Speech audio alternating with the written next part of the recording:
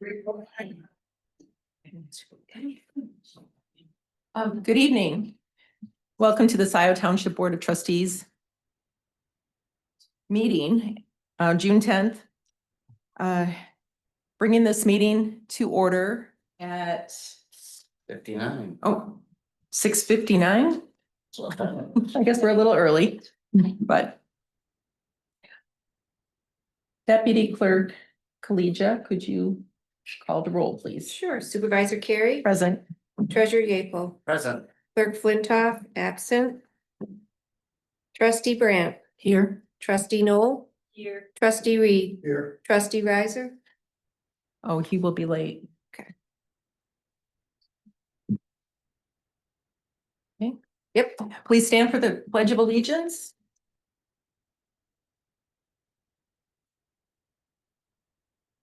Pledge of allegiance to the flag of the United States of America and to the republic for which it stands, one nation, under God, indivisible, with liberty and justice for all.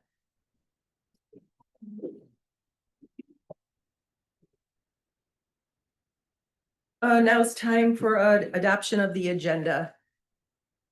I do have a request. Regarding N for City of Dexter Master Plan Response Letter, if we can move that to consent. And support. Any other changes? Yes, Go ahead. do you have one? Go ahead. I have two. There is a new business item that was drafted by myself, but actually brought by the Parks Director for a donation to the Van Curler Preserve. And the second change would have been at the request of Clerk Flintoff to K4 to change the GL number from 101-191-823 to 494-000-826. What number was that, Christine? That was the K4, the proposal of services from Bendinsky and Company Municipal Finance Advisors. The finance manager mentioned the correction and Clerk Flintoff said that she would make this at the board table. She did not specifically ask me to do it, but since she's not feeling well, I just thought I would do that in her place. You have that. I have it. Okay. Any other? Yes, I have, I would like to move, agenda item into vehicle purchase for Parks Department. The Board of Trustees appointed Chrissy Aiken as our essentially acting operations director. It appears that there's been a review of the resources available and needed, and Chrissy Aiken does not recommend this, and I do not want to entertain this at the board table because it seems that if the appointed supervisor has denied something, then in the sake of organizational structure, we should honor the role that we have given to our office coordinator / acting operations director. I think we need to discuss this. Yes, we do. Because it's my understanding that the trucks we're talking about have been paid for with utility funds and That's, well, I will. probably can't be shared. That's right. Enterprise. What, can I speak or not? Yes, you may. On the March 27th board meeting, there was an agenda item to buy the Bobcat, and in that it states that those shared parties would come up with a shared usage policy, which we have not seen yet. It is clearly possible to share vehicles. There's nothing that prevents that from happening. If there's an allocation of cost, that can be accommodated. it's not reasonable to say it cannot be done. Of course it can be done. We do this all the time. Can I say something? Okay. Kathleen, I agree with everything you've said. However, I was told that later in the day today, potential compromise might have been reached. Would merit discussion. So I would prefer to leave it on the agenda. Okay, I'm just one person, so. And I did share that with Kathleen before the meeting, just so she was aware of it, just so you Okay. know. Okay, good.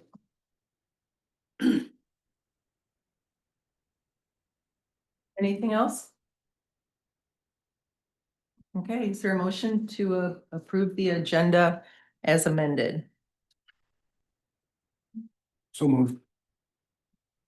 Is there support?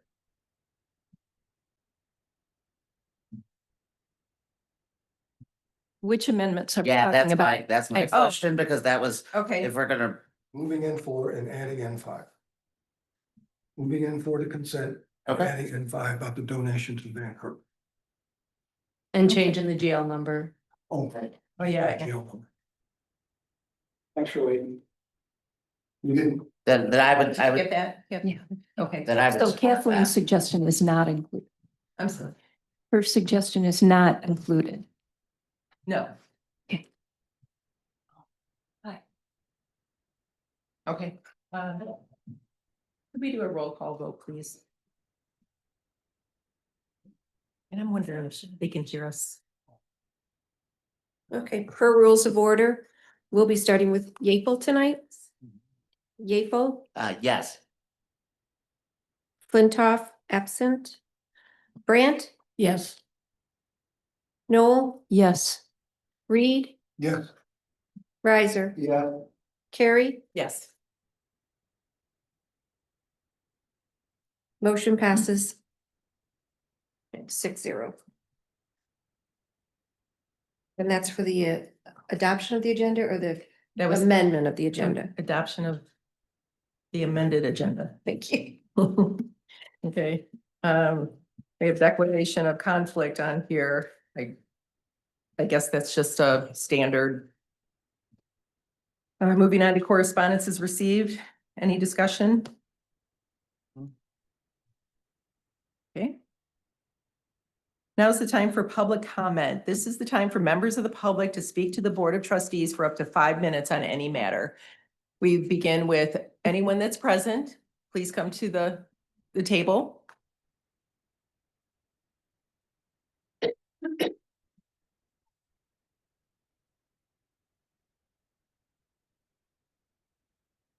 Hi. Good evening, everyone. My name is Camille Ash. I am the treasurer of the Trailwoods Homeowners Association, which is a new development within Scio Township. I'm asking this board to withhold bond funds related to the Trailwoods community for the items not in full compliance with the approved plans. In my opinion, that is the purpose of the bond. It's to protect our residents, not the developers. Our community, upon completion, could have in the ballpark of around 630 voters and taxpayers. Releasing this full bond would push nearly $200,000 in incomplete or improperly done work that we had quoted by a licensed contractor, and it would push that cost onto the homeowners and these taxpayers, which is would not only be negligent of this board, but would have long-term consequences for the township. If the township continues to choose to do business with developers who leave communities footing the bill, residents will end up prioritizing themselves and not supporting township initiatives if they have to fund these things themselves. Please send a clear message. If you want to build in Scio Township, you must meet your obligations as a developer, period. Hold the bond, enforce compliance, and put the community first. Thank you. Thank you. thank you. Anyone else present?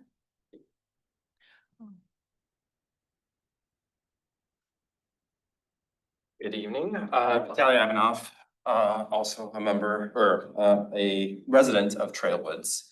So to kind of highlight this, I have a dog, I walk it every morning, and so I see the grounds all the time of our community. Kind of moved into, been a resident of Ann Arbor for a long time, but now going on 6 years in the Trailwoods community. I guess my ask and my plea to you guys as a taxpayer, as a resident of Scio Township is asking you to like exercise your oversight role and make sure you're holding parties responsible for maintaining our community to the approved plan. Plans are made for a reason, right? So let's hold those parties responsible. I think what we're seeing is just a simple ineffective use of when parties, when each party is, it's clearly not working, that when each party, kind of the developer, the builder, the contractor, the subcontractor, they're gonna optimize for what they wanna optimize. It's lower cost, it's just get the job done. And I kind of have sorry, I wanted to print this out, but didn't have time, but I have a perfect visual, I think that shows this dichotomy of what could be according to the plans and what is. Do you mind if I just show you real quick as I kind of step up? And you can also send that to us and we'll put it in the board That would be packet. wonderful. So like I said, I walk this path, it's a couple of houses down from my my house. This is a path that goes through the woods. You can see on the left-hand side, a homeowner took it upon themselves to, as they were laying sod, they paid it out of their pocket and just said, you know, this is a common area, this is a common strip of area that I don't think the developer's gonna do it, the builder's not gonna do it, I'm just gonna, as I'm laying down my sod, out of my pocket, put in sod, and it looks beautiful. This is what, the left-hand side is what a community should look like. Right-hand side is what, I don't know, who put this down, as developer, builder, subcontractor, contractor. You can see it's patchy and all over the place. And you can see there's some nice rock features here. It's just rocks like strewn throughout. I don't know how grass is supposed to grow there. So again, asking you guys, we clearly won't have the power. After the developer and the builder eventually leaves, don't want to pay it, don't think it's fair. I think Camille said it perfect, is let's hold these parties accountable. We want people to enjoy Scio Township. You guys are doing an awesome job with parks and like getting people to Scio. Let's like have it a place to also live and be proud of the communities that we live as. So that's it for me. Can we get your name again? Yeah, Vitaly, Vitaliy, the first name, last name's Ivanov, Ivanov. Thank you. Thank you. Thank you. Thank you. Yep. Thank you, Alex. I'll go next. Sure. Matthias Bauer. Take a guess where I'm from. Matthias. Matthias, Matthias. Last name Bauer, like the skates. If that helps.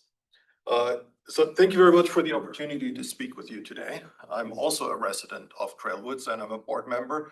I'm the secretary of the HOA and pleased to be here. Thank you for the structure that we can actually speak to you. My concern equally is the status of the development of the developers and also of the township's assessment of where the developer stands and the release of the bond. I ask you not to release the bond as it sits and reverse current opinions, and that we have seen and read some emails back and forth that there might be agreement that the developer has done just a fine job, and I completely disagree. It's like a plan is signed, a plan is a contract, a plan is a commitment, and it's a commitment by all parties, by the developer and by the township. And we are residents and we ask that it's being held up and not just, it's just fine. So I ask you to take a look at that again and not just say it's just fine and not release the bond until really due process has been completed. Due process means a comparison to the plan that is a commitment by all. And again, it's a commitment by all and not just, and it's not on the residents' shoulders. Camille just said we are 300 plus houses, a good number of voters in here. And we certainly speak up and we speak up. Our job is as a board to speak up on this and we ask you to reconsider that. Do not release the bond. Hold the developer, hold the builders, whoever has to do this, things like Vitaly just showed you as well. Hold them accountable that we are that we get what we ask for, what we pay for, and that it's not a passed on tax to us, that the developer does what they are supposed to do. And that, sorry to be frank here, I'll show you my passport, it's German, I'll be direct, that the township does what the township has to do as well, and not just passes on. Otherwise, I do have serious concern of my representation in the township. Thank you very much. Thank you. Thank you.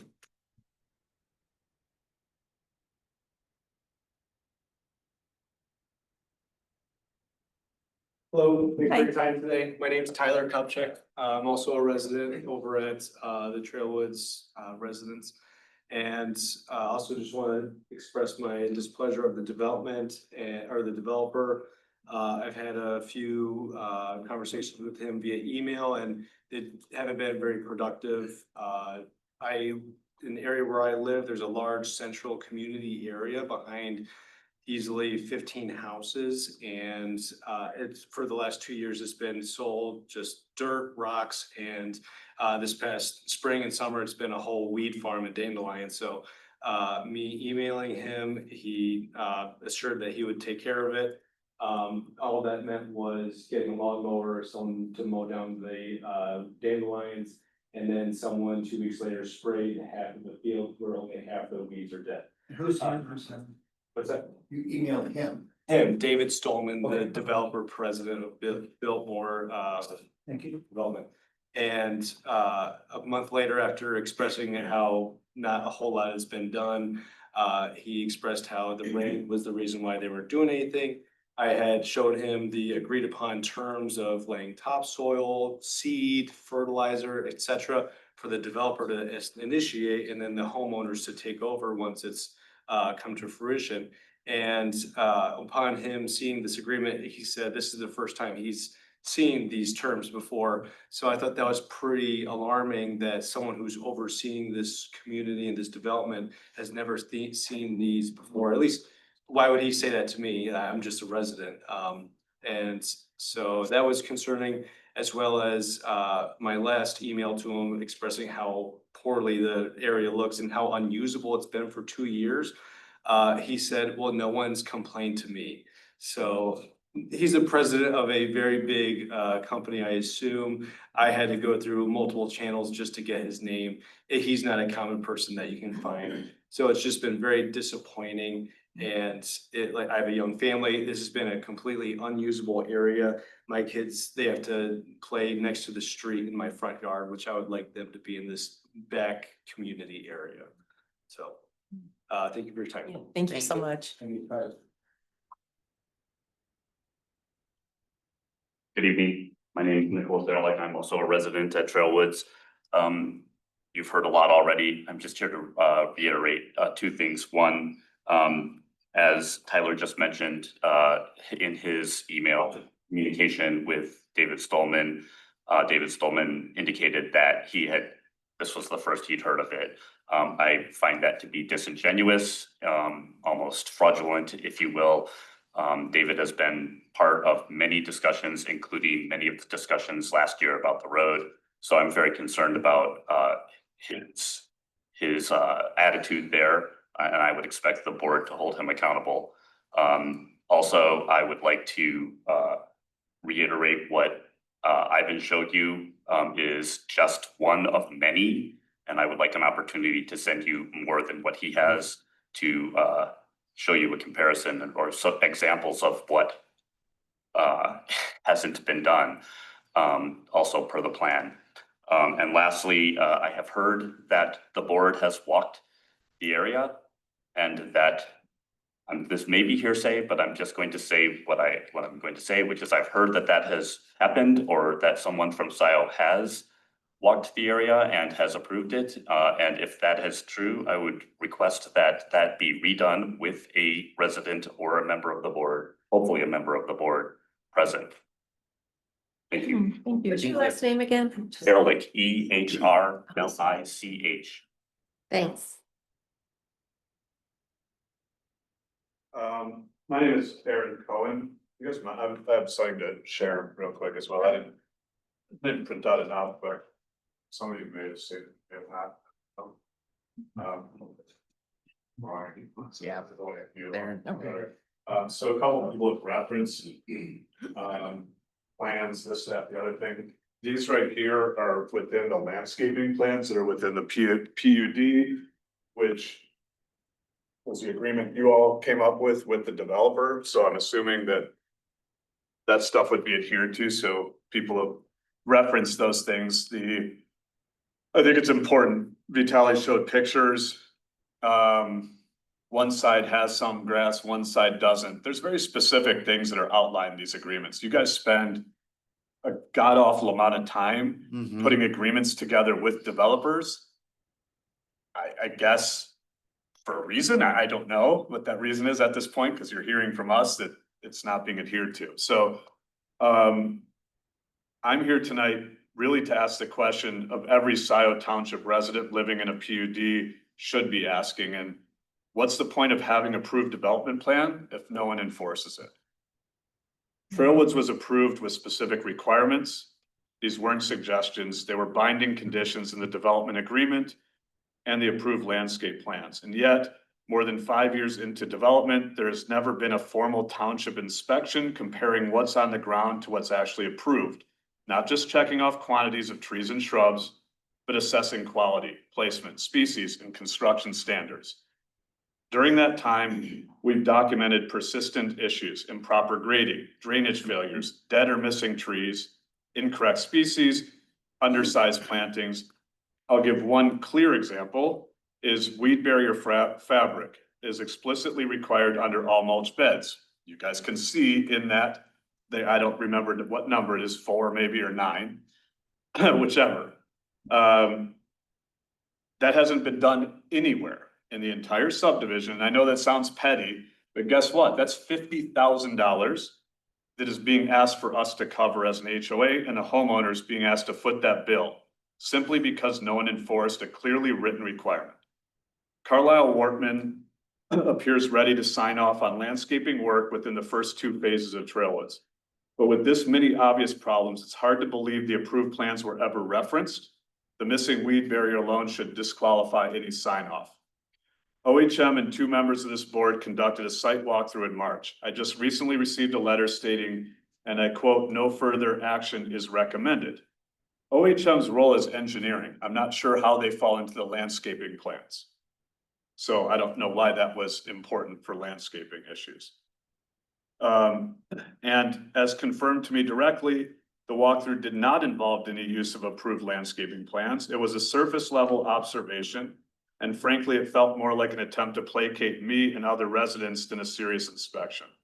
March is a tough time to assess tree health when this took place. Dead trees are difficult to spot. It's clear dozens of street trees are dead. Just have a look today. Planted in debris when they did it. There's plenty of pictures and documentations, cement, clay, standing water in certain cases, or never to spec to begin with. Many were the wrong size from day one, and size matters. Time to right the wrong. I generally don't understand how a project can move forward this far along without formal compliance inspection tied to the documents the township required for approval. If there is a process, it's either not being followed or it's not working. Why is the township not enforcing the PUD conditions that impact residents far along after the builder is gone and the developer is gone? Trailwoods residents face hundreds of thousands of dollars in potential remediation costs for work the developer is still contractually obligated to complete. We've asked to join walkthroughs. We've been denied. We submitted documentation. We've been ignored. We deserve better. I'll close with this. Do residents really need to hire attorneys just to get the township to enforce its own approved plans? Or will this board step up, review what was promised, include the people most affected, and hold developers accountable? It shouldn't take a lawsuit to do what's right. It should take leadership. Thank you, Aaron. Thank you.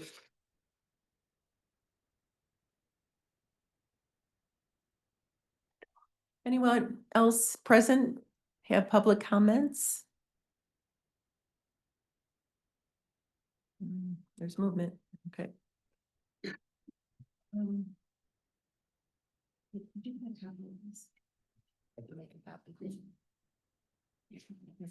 don't think we all received.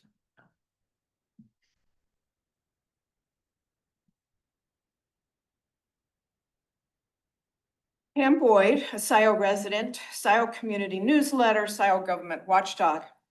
Trustee Knoll, at the May 27th board meeting, in reference to Supervisor Carey's report on issues with the sewer backup in Loch Alpine and time being spent on it, you said to the supervisor, you could have asked David, Trustee Reed, or me. Supervisor Carey rightly said you are not on the LASA board. That would be Loch Alpine. You continued with, but I have a lot of knowledge about general ways. Things have been done over the years, ending with, I have a lot of knowledge. How many LASA meetings have you attended in the last 5 years? Not any that I could see based on the videos of meetings, nor has Trustee Reed. The overall tone of your teaching moment, if you want to call it that, was condescending and out of place, and a message that you know more about LASA than the supervisor, even though you haven't attended their meetings.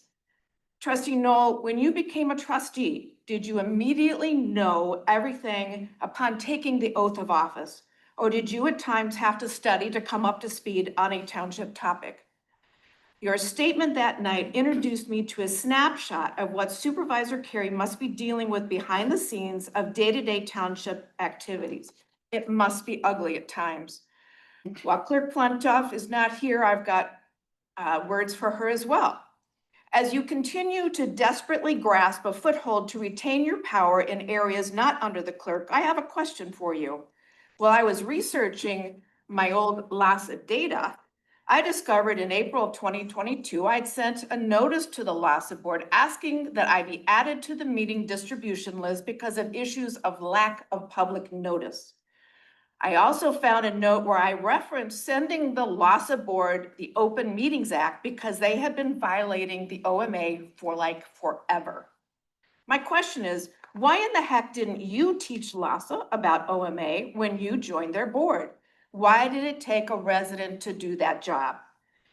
You have no grounds for bashing others when you yourself are far from perfect. In fact, Open Meetings Act needed to be taught to many of the Scio committees back in the early 2020s, of which Rob Pattinson and I were instrumental in explaining those rules. Why was our government derelict in teaching boards and committees rules they needed in order to run professional meetings? I've asked this before, topic change. But where is a replacement for the IT director? It seems that since Scio has spent well over $100,000 in attorney fees because of an email issue, it would be a high priority to get that position filled. It's been, what, 6 months? Instead, you all are spending your time reducing the supervisor and her job to be nothing more than a name on the door. Please, Trustee Knoll, check your hubris at the door before you come into Township Hall. Thank you, Pam. Anyone else here in the Township Hall? No? Chrissy? Yes. First up is Jonathan, who I think is Jonathan Greenberg, followed by Rob Hanson. Go ahead, Jonathan. Hi, can you hear me? Yeah. Yep. Fantastic. Hey, folks, I just want to chime in. While I'm not in the Trailwoods subdivision, I am in this subdivision. My property is within the, I'm a little Lichtenstein here inside of Trailwoods.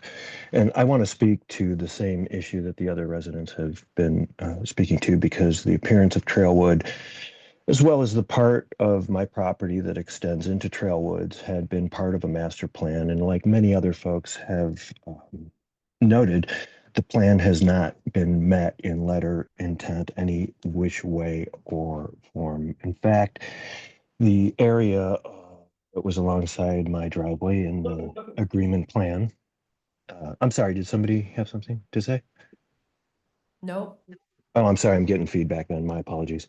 All right, so anyhow, in the plan, it says that the area between the homes between my where my driveway extends was supposed to have 5 trees planted there. There is 1 tree planted there.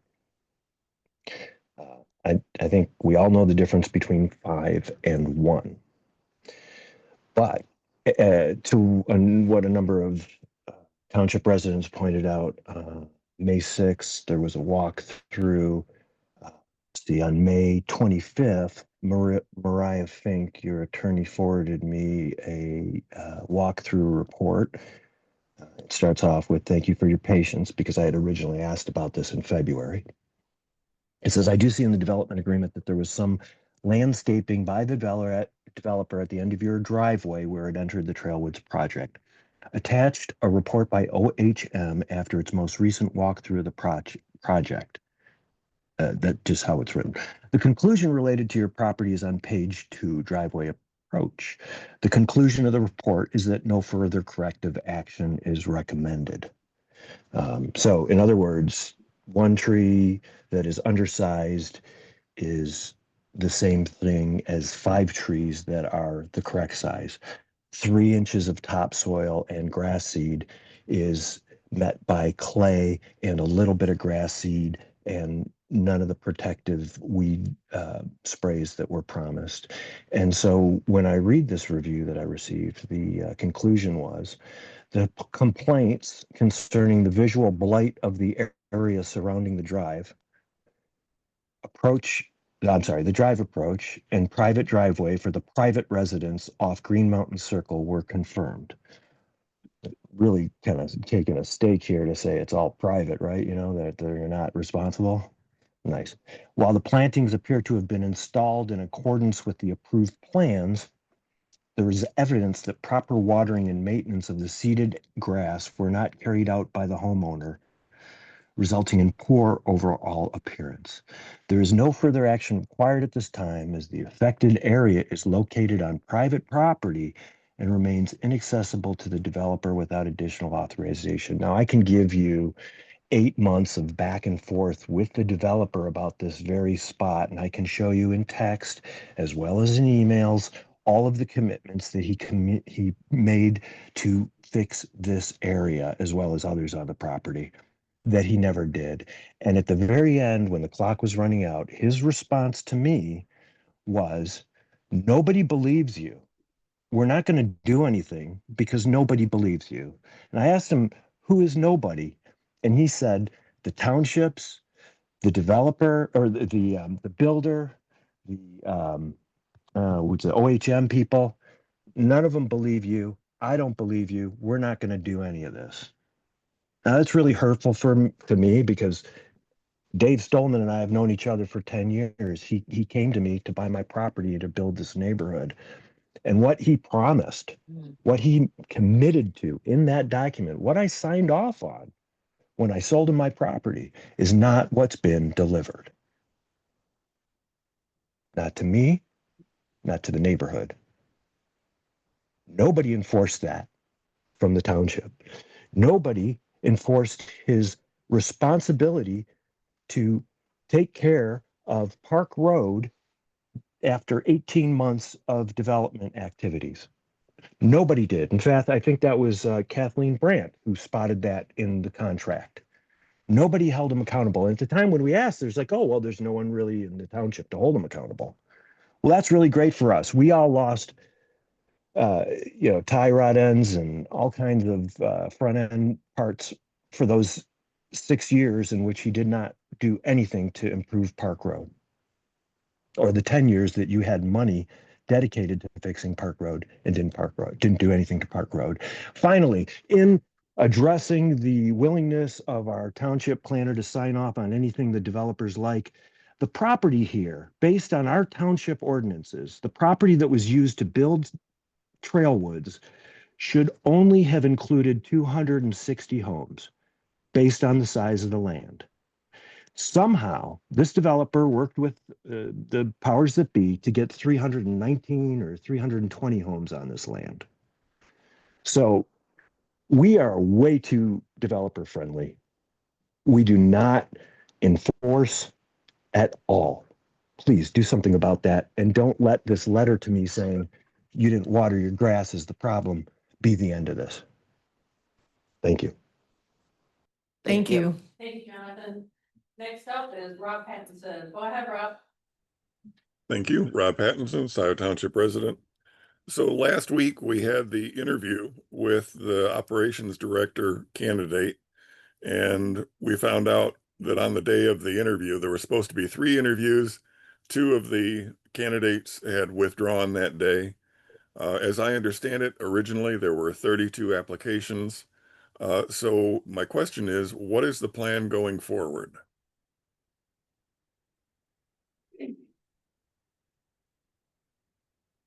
That's a question. Rob, after public comment, there's board response period.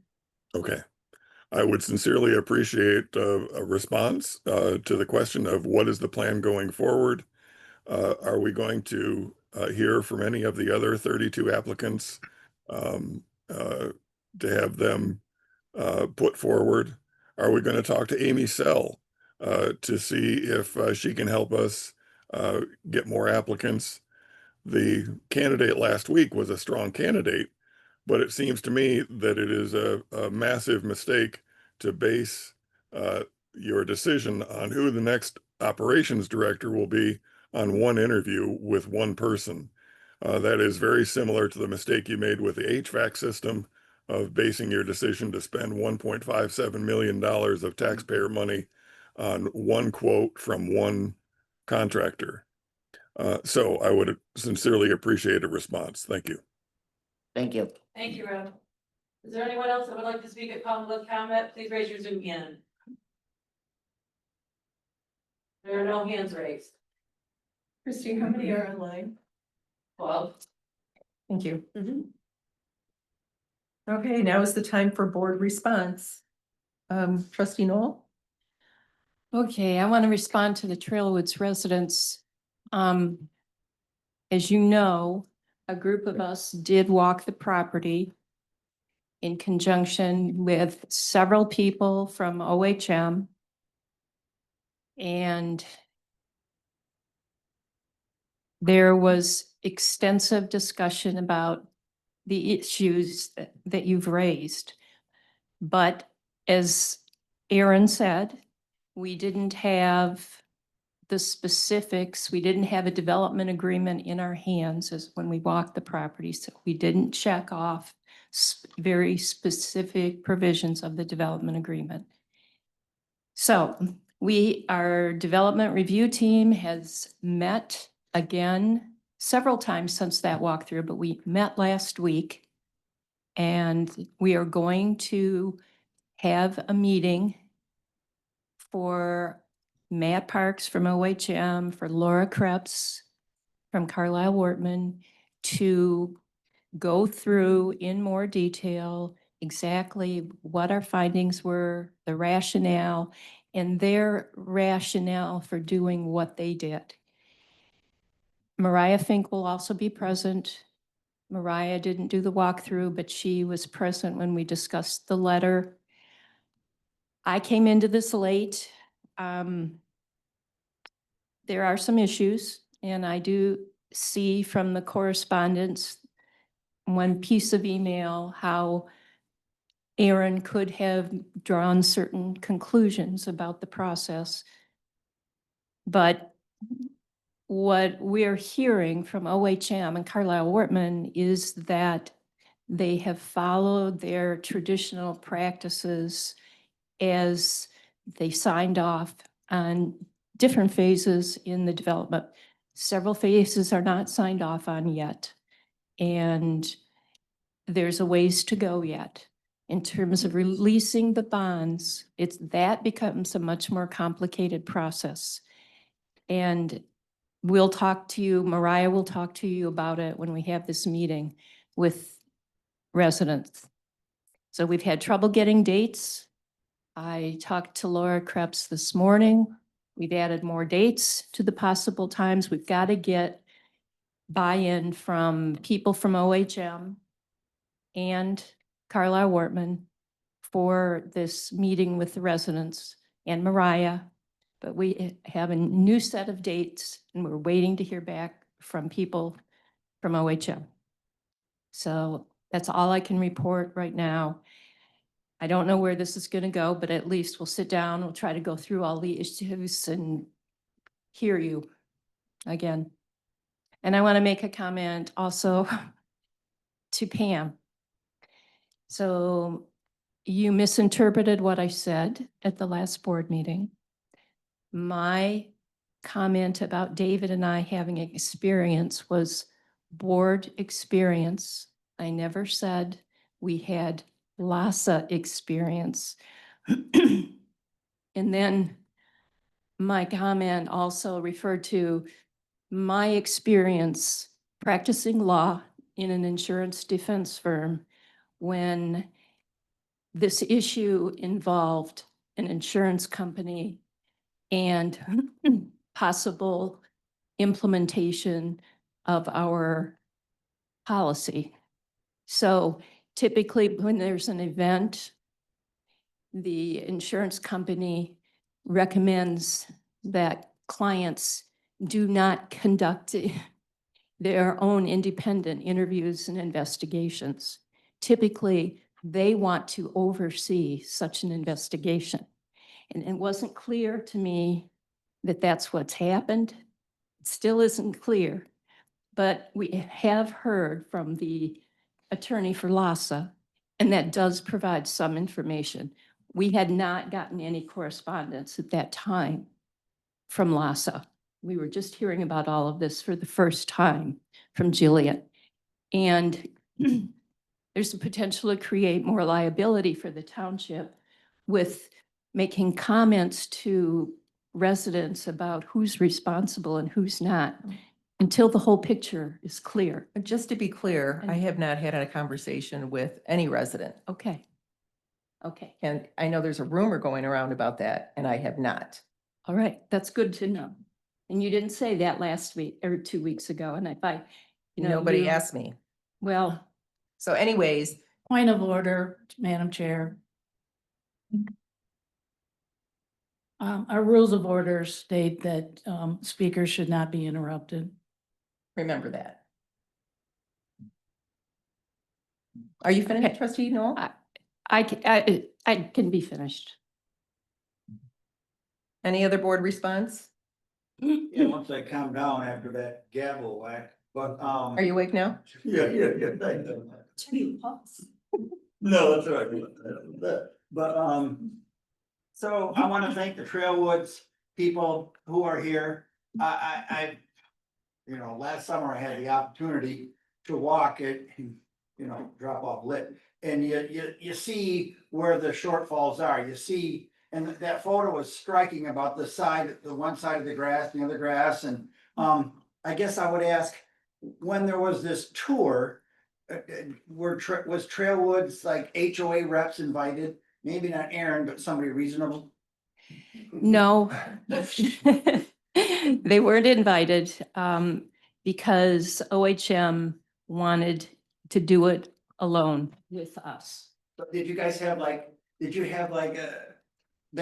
assume they have like, I think a checklist or a Yes. checklist, or did you? Well, no, we had the email communication from residents, both OHM and Carlisle Wortman have that. So they had that when we did this. So they had pre-identified certain issues. And I don't mean to be critical of you at all. I'm just saying, did the committee come to the agreement, understanding that the developer or the builders had in fact complied with the PUD agreement that everybody signed and agreed to? Is that what the conclusion was? No. So are the next steps to write them a ticket under our section 36 for enforcement? Like, is this something that Carlisle Wortman have to enforce, or Conrad at Fink and Fink, or does Juan go out there and write a ticket because he's our enforcement officer and he can read a PUD agreement and landscaping notes, is, probably as well as others can? I mean, how do we get the developer to the table in a meaningful way that's not lip service? And I would ask that the gentleman who said that Stolman said that's the first I've ever heard it. Could you folks send the township board this information so we all know? Me too. And I wonder, should this be maybe not the subject of a special meeting, but can we add this as an agenda item? Review of development, PUD agreement and landscaping requirements. I know OHM is relevant when there's paths and you've got slopage, but I don't know, maybe OHM is relevant for what a stone looks like where it should be sod 3 inches of grass. But so I guess, how do we move this forward so that it gets them some relief? And maybe could we add it as an agenda item where it becomes a discussion item and we invite Stallman to the table? And We can do that. We can do that, for sure. There was discussion about inviting Stolman to this next meeting. And- Would have been invited, but not a resident. No. The next meeting with residents and everybody. Oh. And can we ask that if moving forward? We're trying to some get member of the- dates. Some member of the resident or the HOA is present at all of the meetings, because it seems disingenuous to have a meeting with everyone except the actual people that live in the development. I don't know what it is, so I can. I don't think it's about being invited. I was invited, so trustee Noel, I was invited to that meeting that you're referring to. That's great. I think what Nick's referring to is, and like trustee Reiser said, I've been denied every single time there's a walkthrough, even though there's only been 2 or 3 of them, but this last one, like, I've been there 5 years. Others have been there, like, I can tell you, like, they keep saying, list it out, I've listed it out plenty of times. If I can very nicely go, this is supposed to have 3 inches of topsoil, it's a disturbed area, it does not. We all agree with that, let's enforce it. Oh, it does, great. Aaron, you're out of your mind. There's landscaping fabric here. No, there's not, okay? There's supposed to be. Let's get it done and enforce it. It's very straightforward stuff. I mean, this isn't rocket science, it's been 5 years of this. So at some point it needs to come to a head and go, either we're going to enforce these things or we're not. And to me, you can all say, I care, but just say we're not gonna do it and we'll all leave and we're good, Well, you know? I don't know But that you know what I'm would be saying? the But no, end. but I mean, that won't be the That end of won't it, but be it'll the be the end. end of it, of us wasting time back and forth, Just, Okay. either adhere to the agreements or don't, sorry. And to clarify my statement, I'm not talking about inviting us to the meeting. I'm talking about making sure that somebody from the resident, or a resident, or someone from the board is part of the process of review. Yes. Yes. That is what's missing. You have the fox guarding the hen house. And without inviting the hens to come see what's going on, that's the disingenuous part. And you all know it. Not including us from in a review of our own neighborhood is what seems very disingenuous. Okay, Christy, could you write that down for, you did, of course you did. You're on top of things. Yeah, right here. Yeah. Okay. Oh, trustee, treasurer April, I'm sorry. All right, thank you to the Trailwoods folks. One question I have, which I haven't heard an answer to yet, and I'd be curious if it was ever talked about by OHM or the township, is specifically for all of the grass area where it was mostly rocks or clay or not grass. Soil erosion should be enforcing that. Soil erosion makes developers in other parts of this community responsible when there's not enough grass cover to prevent the soil from eroding, and it ultimately ends up in our waterways. So I'm really curious on that. That's something I can check into tomorrow after I talk to trustee Noel. If that hasn't been something that's happened. Certainly I want to see all of the issues addressed, but soil erosion is something that has its own office within the county building across the street, and they're very particular about having I can a appreciate that. I don't think that's gonna be an issue now in those areas because they didn't adhere to what's in what I showed you there. So now, I mean, in one area, there's literally weeds this high. It's just it's not eroding anymore. Oh. It's just been It's just overtaken by. overgrown. Got it. Right. So I don't think there's a huge amount. Now, I would Okay. be concerned in the berm of the new construction of the paving, Mm-hmm. all the way down Park and Stabler. That would be one area where you're concerned about erosion. But in Mhm. these open spaces, they were just done without adhering to the plan. And I can give one example, 2 doors down from me where there's a little open space. They did exactly what they did behind Tyler's house that he's referring to 4 times until we finally, on the 4th, they finally did it the right way with topsoil and it actually looks like it's supposed to look. So. Gotcha. Yeah, Okay. so I appreciate that. Yeah. And I would encourage that for the areas that they're still working on. Yep. But I don't know that that's gonna be in the others. And certainly I'm gonna keep an eye on what OHM and I think having a meeting with every stakeholder, not just the township, not just the developer, but to have all the residents involved is extremely important. 2 other quick things to respond to Pam's question. Aurora is working on a replacement job description for the IT director. Hopefully that'll come up in the next meeting or 2.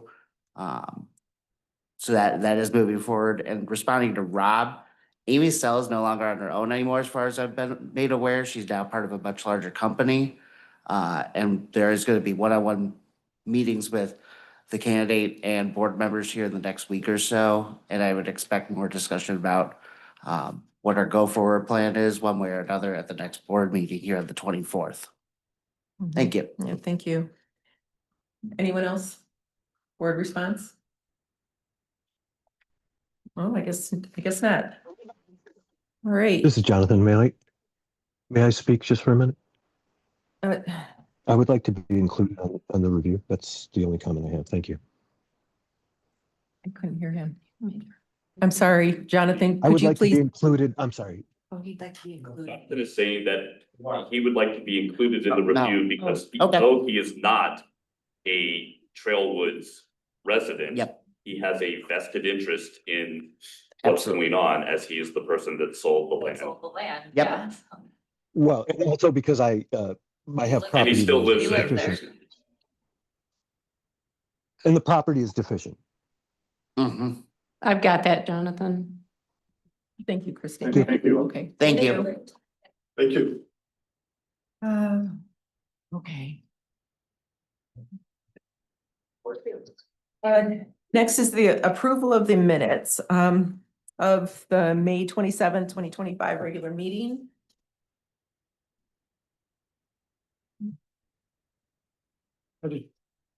I have a comment about, in the minutes, the review of what,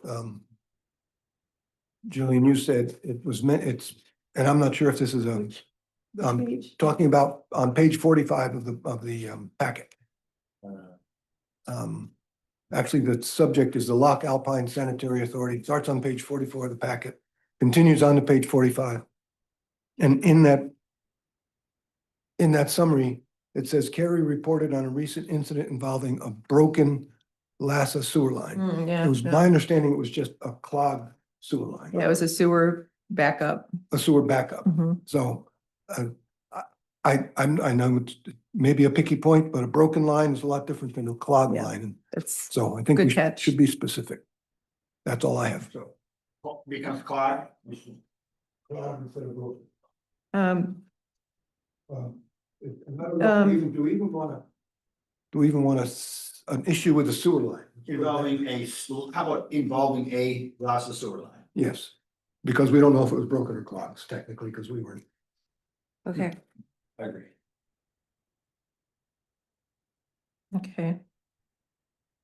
Anything else? I don't think I found anything. Support that if that's a motion. What was your motion? My motion was to fix or change the. Oh, yes, Language. okay. Jonathan said he said it. And I would move to amend, to accept the minutes as amended by David Reed. Is there support? Support. Motion by Riser, support by Yockel. Yeah, Cheryl has asked us to say that out loud, so she can hear it for now. Sorry, Cheryl, I keep forgetting. Okay. Oh, Can I ask, sure. while, before we get to having the meeting, the adoption of the agenda, was it? Can you go back and, I have a question mark, Reed, who seconded that? Wasn't it Brian? I believe it was. Yeah, Ryan, yeah. I thought he said he wanted to just have clarity on what the movement was, okay, thank you. Yeah. Yep. All in favor of the adoption or the, the approval of the minutes, say aye. Aye. Oppose? None, motion passes 6-0.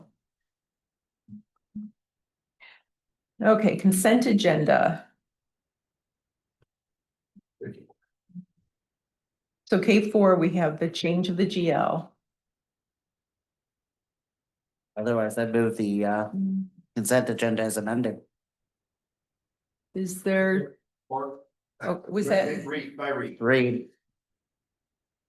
so, Motion by Yeaple, support by Reed. yeah, John says that David is supporting that. Okay. All in favor, say aye. Aye. Oppose? None, motion passes 6-0. Oh, Are there any spendings?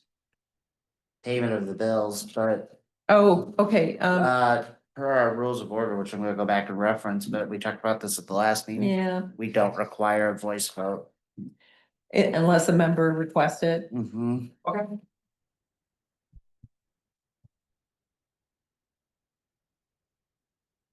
Okay, so on, regular reports. L1 is information, this is all informational. Regular reports from the supervisor, treasurer, clerk, office coordinator, departments, and committees. So we do have, I have a little bit of a report from the Washtenaw County Road Commission. Brent Schlack had called me. He's the engineer at WCRC, letting me know that, and there's been some emails that have gone out because this happened on Sunday night. The Maple Foster Bridge is closed until further notice.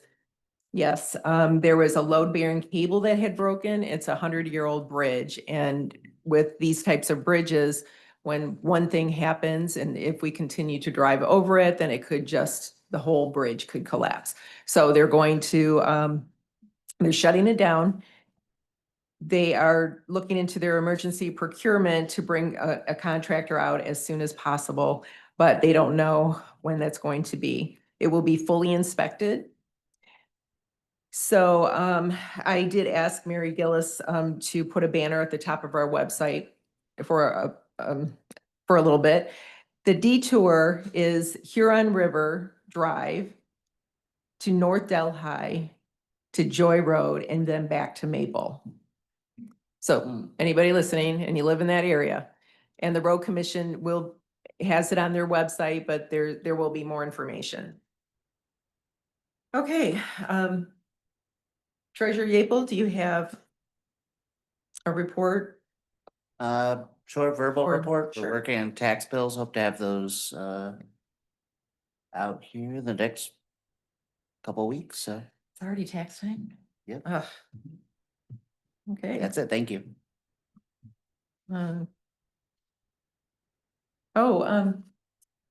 Office Coordinator Christy Aiken. Oh, thank you. A couple of things. The installation of the geothermal wells for the HVAC is scheduled to begin around June 15th. Boone and Dar will be providing a detailed installation schedule shortly, which will allow us to coordinate the temporary relocation of staff to other areas of the building during the installation process. With project manager, myself, and a few others, we are having bi-monthly process meetings on Teams. They take quite a bit of time. The next one is scheduled for June 12th. The Kubota, with the help of Parks Director and Utility Director, we have the Kubota positioned out in front of the fire station for the public viewing. The bidding period runs from June 1st to July 1st. Mary Gillis will be posting the bid announcement on the website, Nextdoor, and Facebook. And once all bids are received, they will be submitted to the board for review and approval. And the new office furniture has arrived at the warehouse, and installation for that will begin this Thursday through Friday. And during that time, the front office staff will be temporarily relocated to other desks in the office. So we're gonna be getting that. I just found out today that it came in, so I have to call several of our vendors to pull it all together, but we've got it, so we'll get it installed. And then the furniture that we currently have will go into a storage space until we can decide where to repurpose it. And the fire station may take some of it when they get their new building done, but we'll see how that goes. So, I have a question, the bidding process for the Kubota, correct, when is the deadline or the end date? July 1st. Oh, okay, Yeah. sorry, I think I missed that. Christie, Yeah. did you say the first well is scheduled to be drilled or The wells are going in starting? June 15th is the target date, right out back, just the wells That part. is Saturday, On or around. Sunday, okay. Okay, so maybe the mid-month. 16th, but mid-month. And that's gonna be out here in the parking lot. Correct, right next to that grass space. Mhm. And then they'll dig in the Okay. asphalt space. This'll be And, yeah, so we're gonna have to figure where everyone's gonna park the trucks and such, but we'll get that figured out. Takes a while. Okay. Let's see. The departments and committees, Aurora, I have a question on your report, recruitment and filling positions for various roles. The finance director position is, It's still open, it's on the website, okay. various websites through June 30th. And what else do we have? We have utility field technician through June 23rd. Mm-hmm. And Yeah. we're anticipating not until probably July, one more for the field supervisor. Oh, for utilities. Well, this is right through July. Okay, just in case they're listening out there, anybody need a job? And how long for the finance director? Through June 30th. Oh, that's June the 30th. deadline. Okay, great. Thank you so much. Any other reports? I have a planning commission report. Okay. The planning commission has been working on some language amendments on the landscape ordinance, accessory dwelling unit ordinance, chicken ordinance discussion. So the landscape ordinance is around the use of native plants and some prohibitions on some invasives. There's a list of those plants that would be distributed to any developer to try to steer them into a better path, so to say. The accessory dwelling unit ordinance, what that is it's for any property that is minimum of 1 acre, because that's based on some setbacks. This ordinance would allow an additional family unit, an additional building, which would be up to 1,000 square feet. The intent is, there have been requests from people that they would like to have perhaps a mother-in-law suite or housing for family members.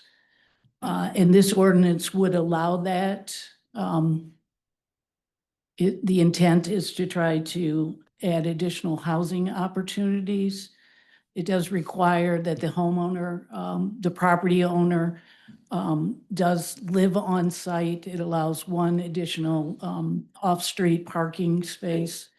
It is it's being written with awareness of, no neighbor would like to have an Airbnb with lots of people involved. So that's the sort of the gist of it.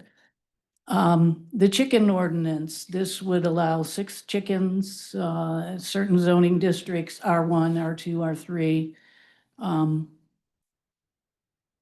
So if anybody wants to have chickens, I think might still be a 1 acre requirement. 2.5. 2.5? Right now. Yeah, but I think this would, if I remember correctly, in R1 could be 1 acre. Correct. Up to 6 chickens, no roosters, okay? So if you got a rooster, please muzzle him and don't tell us about it. The Dexter master plan, the planning commission discussed this yesterday. The purpose of that is to send it to the city of Dexter with signatures from our planning commission chair as well as our supervisor. The planning commission did make a recommendation that, the Scio Township response also be forwarded to the other adjoining townships around Dexter, which would be Webster Township, Dexter Township. The major change that Dexter is proposing is they took out language that said when there is an annexation request, they would work cooperatively with the adjoining township. They have changed their language to state that they will process zoning request in consultation with the homeowner, the parcel owner rather. Which Scio has written their response asking for consideration for meeting so that we can talk about a mutually agreeable language in our master plans. There was discussion about the strength of that letter. It is a soft touch, and the planning commission accepts what is written with the request that it be forwarded to the other adjoining communities.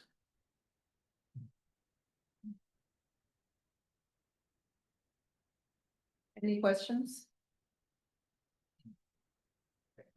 Trustee Grant, what's the deadline for setting that out? When do they want to buy, if you know? Yes, Dexter, their public comment period is June the 16th. Yes. Yes. Just for the public comment period, so we will be in compliance with that. We'll get the signatures upon it. Well, we just approved it in the consent agenda. And then the next steps are a public hearing. And I'm not sure of the deadlines after the public hearing.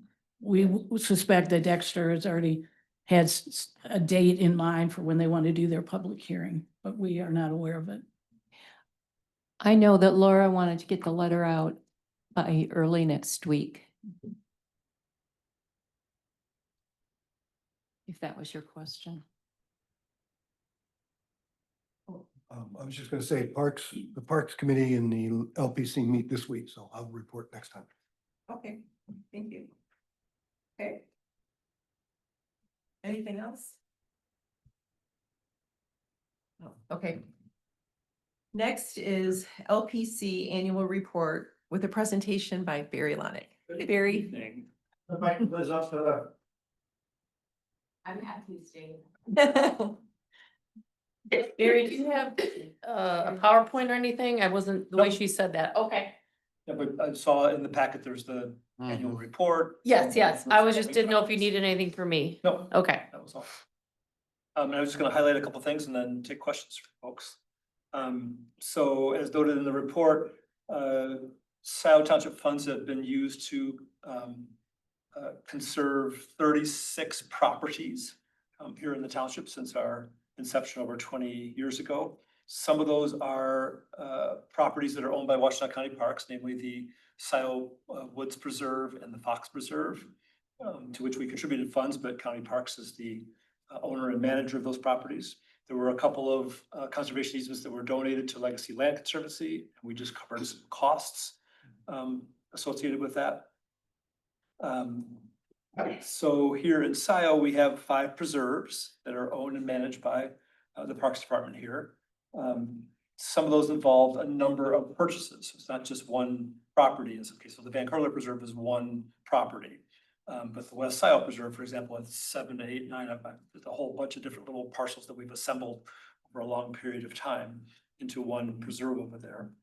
And then we hold conservation easements on 18 properties, but again, some of those are more than one easement. For example, the Andrus property at the northwest corner of Scio Church Road and Zeep Road, the Honeybee U-Pick Farm, which is open this week, by the way, for strawberries, is actually 2 conservation easements. I consider it to be one property, but it's 2 conservation easements. Similarly, we did a couple of different easements with Dale and Julie Fry over on the west side of the township. So in all, it's basically 18 properties that we hold conservation easements on that need to be monitored and ensure that there aren't any violations of those easements. I just completed my spring monitoring process just this past week.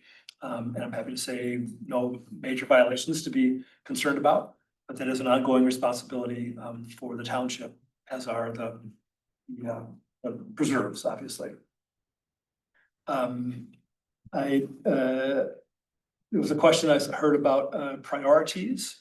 And certainly we could have this conversation more broadly in a joint meeting. But over the years, I analyzed all of the properties, undeveloped properties here in the township. And we have been gradually whittling them down. I think we started with over 100. Now we're down to about 70 or 75 that look like they have some conservation value, whether it's natural features or agricultural land, or sometimes both. And so, but we've done a lot of projects. The protected properties map that was a part of the annual report can show you where we've been involved.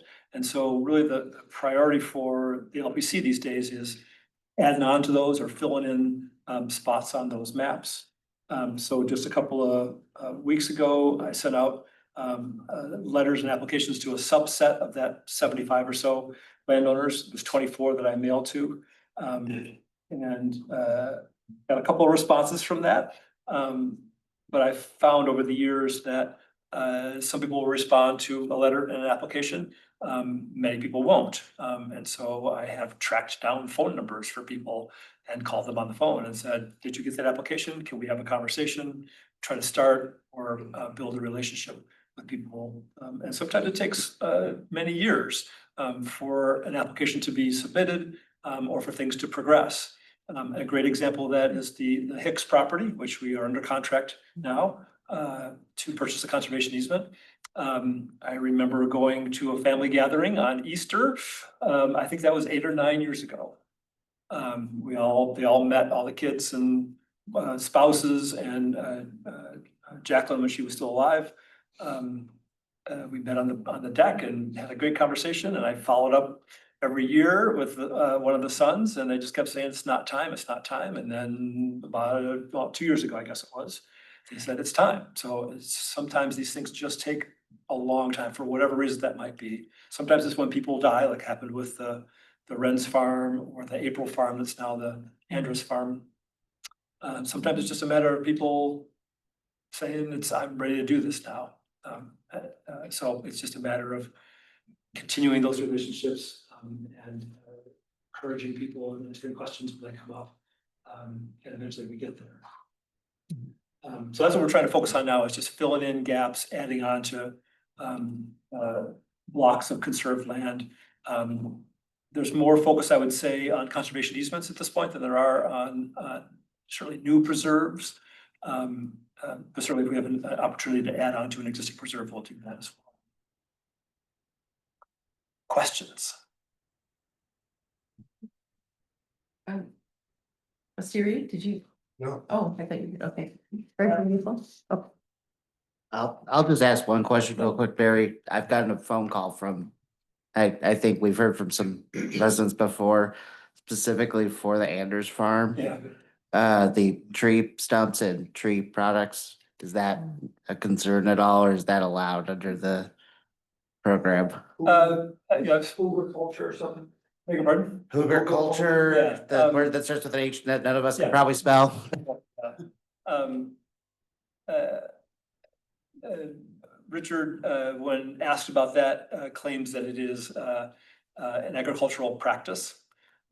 He claimed that he's not being paid for the material that was brought to that property. And in some cases, there's a more targeted application, I might say. There are some, swales on the property where there, is runoff from heavy rains and snow melt and so forth.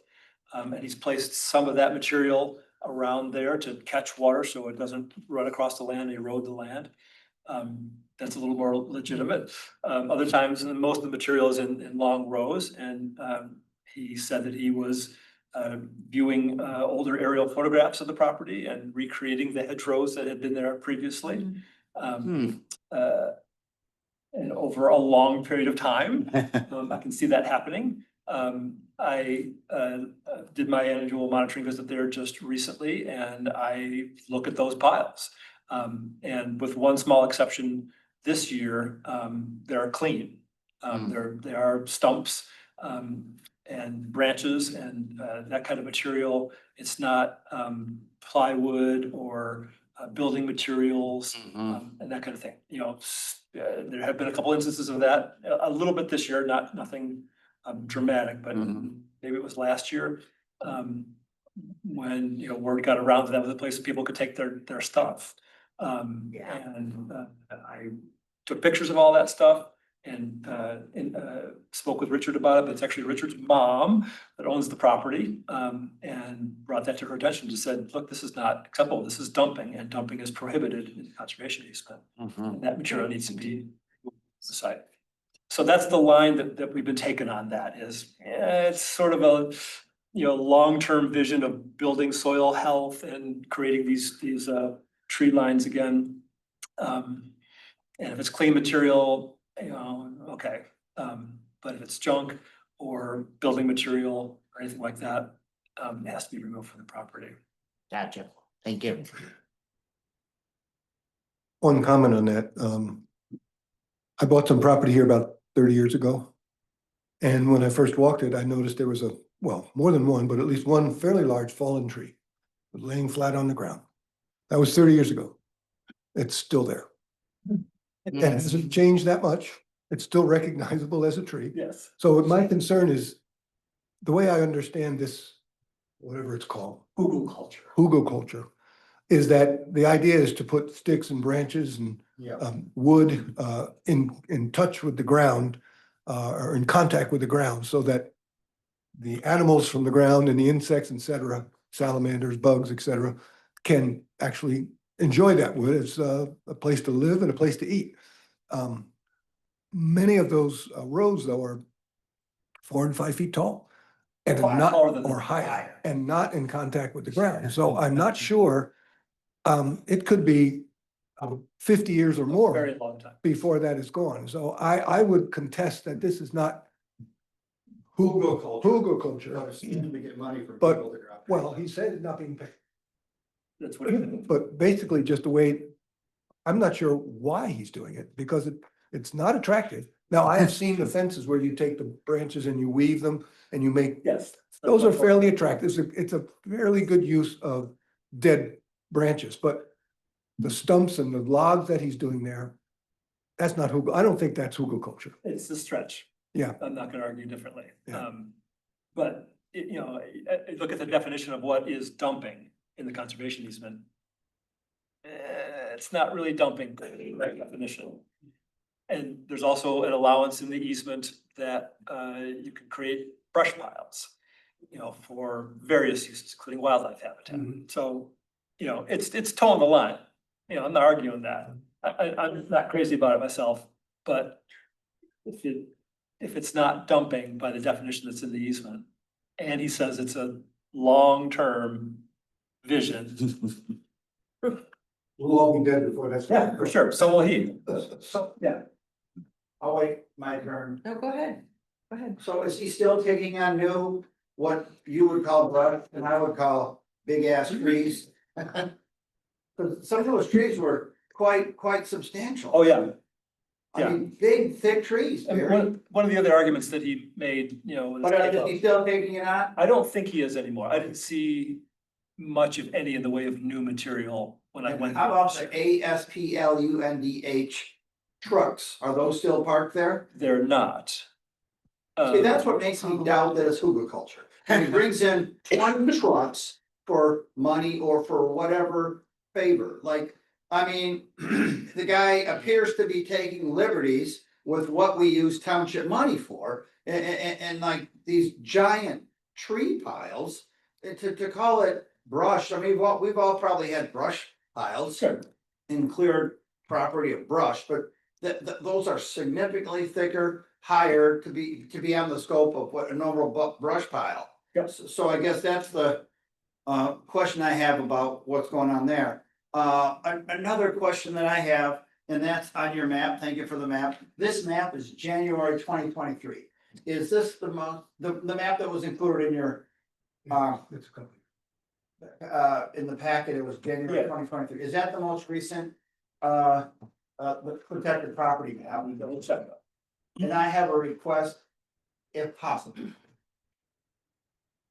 But I know that there are a couple ladies in this hall who have worked at this Stabler to put in a trailhead and parks. Is there some way to get a map that's got, I don't know, maybe a car or something on it where there are trailheads where people can park and use these parks?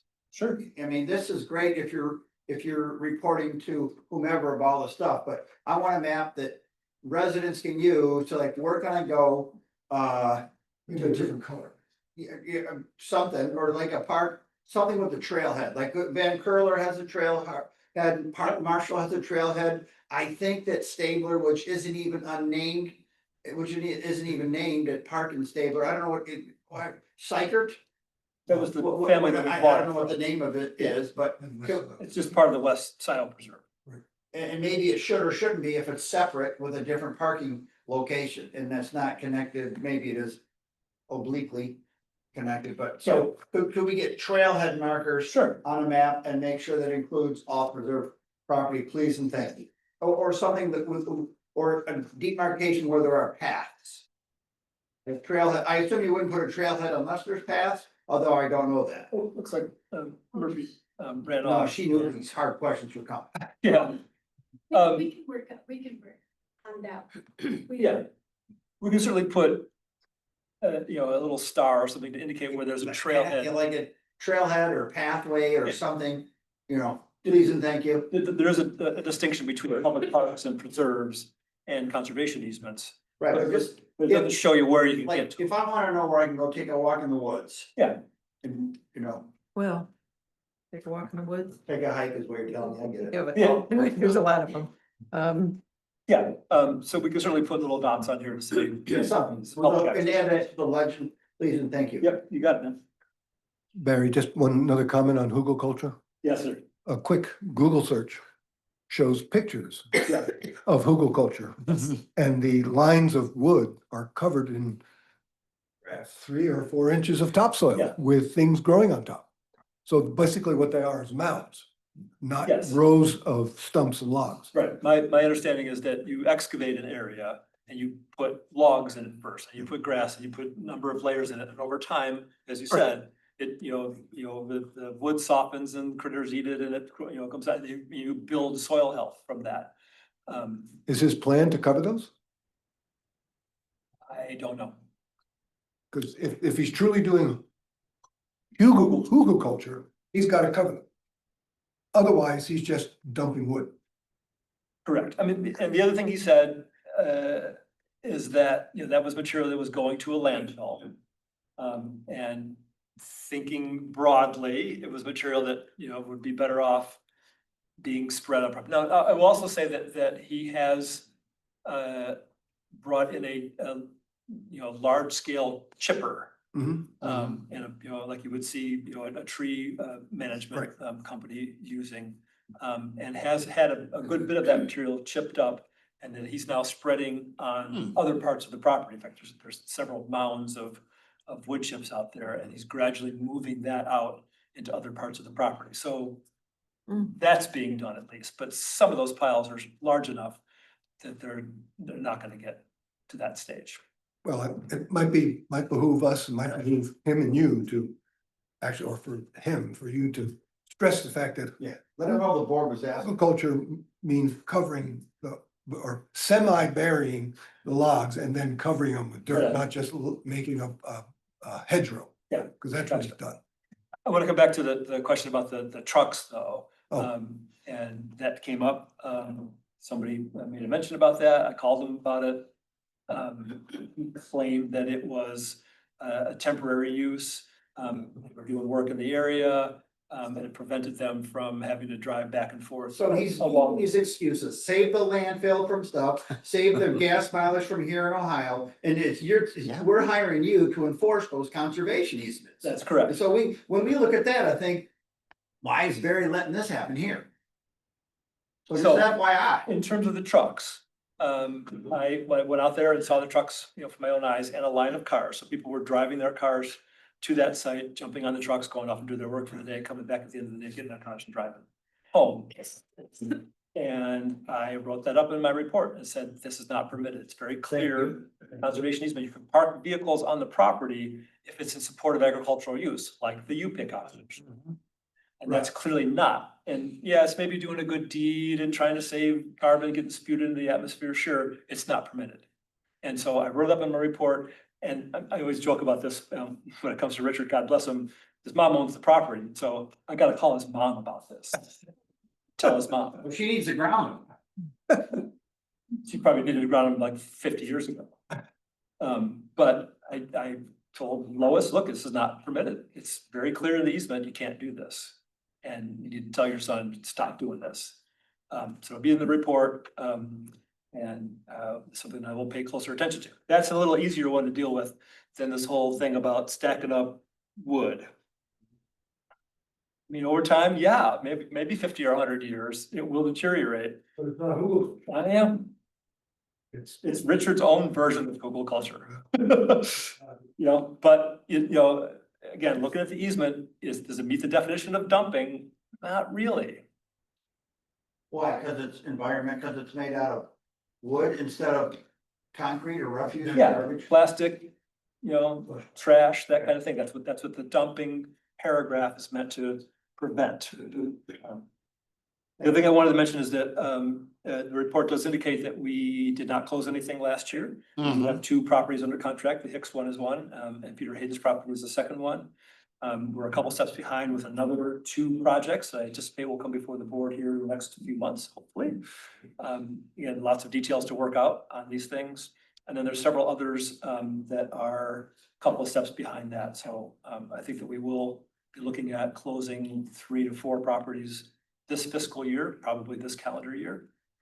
And then we'll see where things go from there, but, you know. These things do go on cycles. We went, there's been a couple of times that we've gone a year or 2 without closing anything, and then we'll close 6 next year.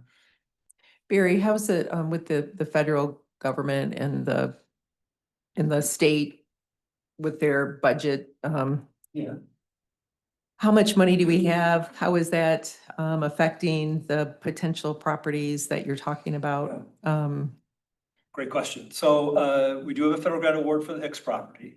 And we have another federal grant award for a different property that it's one of those sort of 3rd tier projects right now. And every indication is that when we come asking for those funds, that they will be provided because we have executed agreements with the United States government. And I hope that will be the case. Well, the Hicks will be sort of the test case on that. None of my colleagues around here have moved to close a project with federal funds since the new administration took office. So I don't have any, there's no track record locally. I don't think there's any in the state either for that matter at this point. It's only been a couple of months, you know. But I'm confident at this point that the federal funds for the Hicks property, for example, will be available when we get to that stage. That's still several months off. We didn't submit any applications for the federal grant program this year from Scio. but I did submit it for other townships. And we've received no word on those so far. Similarly, the $24.6 million Resource Conservation Partnership Program, the different pot of federal money that we all collectively here, the townships, the Greenbelt, the county, the land conservancies, submitted, got approved. We've worked out the language in the contract about how the funds can be expended and what the process will be. But nobody at the Federal Natural Resources Conservation Service has been authorized to execute that agreement. And so those funds are still not quite available for us. I understand that both the Agricultural Conservation Easement Program and the RCPP funds were included in a budget reconciliation bill that worked its way out of the House of Representatives a few weeks ago and is now before the Senate. I think it's different from the so-called Big Beautiful Bill. But again, the Senate needs to act on it. So it's conceivable that those funds will be made available sometime, but who knows? And of course, the frustration is that Congress already approved the funding for both of those programs some time ago, and it's been frozen. That's the sort of the long answer to that. I think we're good for ones that we have under contract, future ones still uncertain. Thank you. Thank you. Thank you for your reports and staff. Yep, thank you. You're welcome. Thanks, Barry. Thank you, Gary. You're welcome. Thank you. Supervisor Carey, before you go on to the next one, I reached out to Jessica because I don't see the speaker for the Uh-oh. presentation. And Right. she checked her email, texted me back and said for personal reasons, it's gonna be, we need to put it on a different meeting. He had something come up that Oh, he had to take care of. So is that N1? I'm sorry, let me check. Yes. yep. N1 or M1? And is it Nancy? Yep. So Do we need to make an amendment to the agenda or do we just? I don't think so. You can put it to the next. We could, Well, we could, yeah, move to take, yeah, Okay. let's vote to tackle it. Right. when we get there. Okay, Yeah, well, right, because we have the barn roof first. Yep. Okay. sorry, I just wanted to bring it up Yeah, as no, soon as thank I you. could. Okay, unfinished business, M1, approval of agreement with Neil Miller Roofing for roof replacement on the Scio barn at the corner of Wagner and Scio Church Roads. So we had this on, and it was tabled so I could get more information. I spoke with, I did reach out to Neil Miller. I have not heard back from him yet to get information about the material that trustee Reed had questions on. In that time, I did speak with Lee Hollander. He called after listening to the meeting and said that there is a vintage lightning rod usable that is still on the barn. There's 3 points to it. He said there's a cable that runs to the ground. He said it's still usable, so there's no need to purchase that. So I'm just waiting to hear back from Neil on the material that he intends to use. So, But I was asked to put this back on. okay, so the model motion, Yeah, I We put would the, just remove yeah, that I'm sorry. lightning. I did not even think to amend that. So it would just be without the lightning rod. You know, just a simple question to Neil, to just tell us the brand and the model number, the specifics of what he's gonna put on that roof. Right. I mean, I'd hate to approve this and get something that we don't want. David, the reason for the approval is to get this in play to see if Mr. Miller would be interested in working with the township. It's not probably the normal relationship he has. He was recommended by Carol Fletcher, highly recommended for quality of work and pricing. In comparison to the other quotes, I think what he's providing is a reasonable amount of work with his assessment of do the other things that other roofing contractors added, are they actually necessary? The soffits, the fascia. So I believe his intent is to give us a good quality product with comparable materials to what he's done for Carol Fletcher. If you like, we can go look at her barn. She offered that. I'm now concerned that because we sort of have dragged our feet, that he may be getting cold feet, that it's too much to work with the township. And I would hate to lose the opportunity, and I would urge us to do the approval with the guidance and recommendation of the office coordinator, if it works or if it does not. Well, because here's, I could take a stab at something and we can discuss the motion when I lay it out, just a thought here. So I would move a version of this model motion.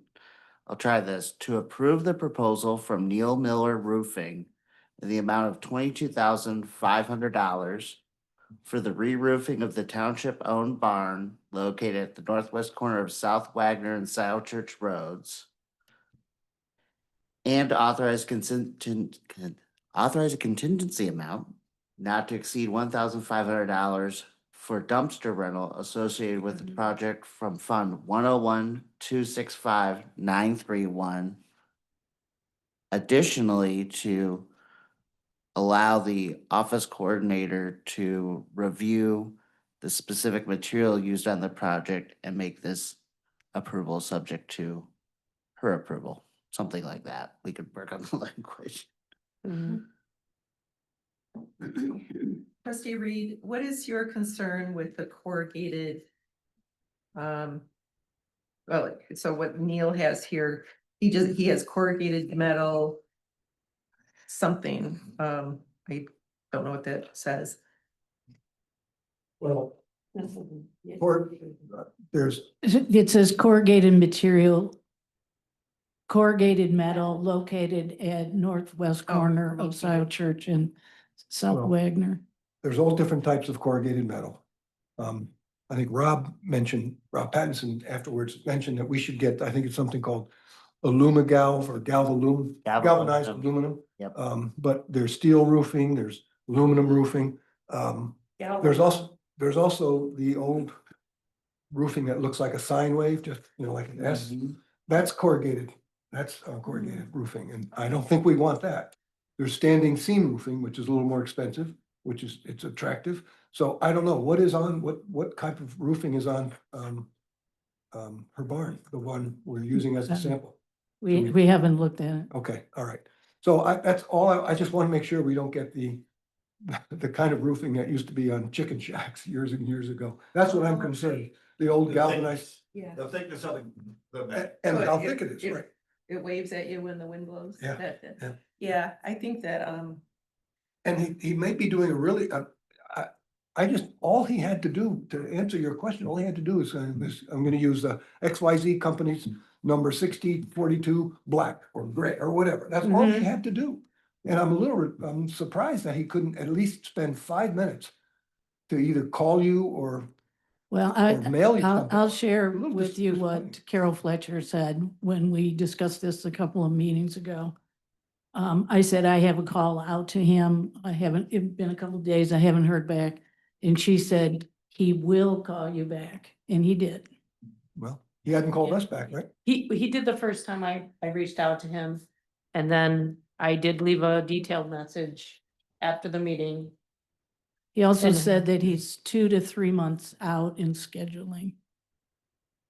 And the other thing, of course, is, does the company he buys the material from warranty it for 5 years, 10 years? Roofs are 20-year, 25, I mean, how You- many? Right. You guys don't put this much detail and analysis into consent agenda. No, but I mean, I think there's amount of trust that we should bring to the table. and I agree with you, Kathleen, but like, I'm used to roofs when I paid a lot of money for my own roof, but not this much money. It's like, is it a 20-year, 25-year shingles, 30-year shingles? And they tell you it's gonna be Owens Corning this, or and it's this model, and you. This is you can choose your this is not the traditional business model, I believe, so. This is one of her recommendations. She said they don't work on a contract, they work on a handshake. She had 2 barns done. One was the handshake and one was Neil Miller with this kind of contract, so. I don't have a problem working on a handshake. I just want to know what he's gonna put on. Sure, yeah. That's all I asked. That was 2 weeks ago. And this is government to Maybe we can, once I find out, I can bring that portion back to the board. I don't know. We have a contract, just for clarity, we have a contract that was scribed by Mariah Fink, so we do have a formal contract. I'm okay with Brian's modifications to the motion. And leave it up to Christie to approve to get a sample. Hopefully he'll show it to her before he orders 42 square roofing. 42. So I guess you want to support my motion? I will support you. Okay. Did you say that again? Yeah, I wrote Well- it, I wrote it down so I could say it, You have- let's say it a little bit better. So to make this project, I didn't know what the last. Yeah, I wrote something up, so it sounds a little bit better. To approve the proposal from Neil Miller Roofing in the amount of $22,500 for the re-roofing of the township-owned barn located at the northwest corner of South Wagner and Scio Church Roads, and to authorize contingency amount not to exceed $1,500 for dumpster rental associated with the project from Fund 101-265-931, subject to the office coordinator's approval of the material for the roof. And Christie, you know the difference between one type of corrugated metal from another? I will definitely reach out to trustee Reed if I have any questions about the material. Take a look at the barn. Sample barn and Mhm. see if we can Yeah. come to an agreement. Okay, that was a motion by April, and was there support? Read. Oh, it was Reed, okay. Let's take a roll call vote, please. Gable, Yes. Flintoff, absent, Brandt, Yes. Noel, Yes. Reed, Yes. Riser, Yes. Carrie. Yes. Motion passes 6-0. Oh, okay. You're right, I don't remember you saying. Yeah. Oh, okay, sorry. You were yes, correct? Yes, I would be Okay. yes. Then here. Okay, now, I'd make a Okay. motion to table N1 to a future meeting, date to be determined. Support. all in favor, say aye. Aye. Oppose, none, motion passes 6-0. Oh, and that was, Treasurer Yeaple And Reed. and Reed. Yep.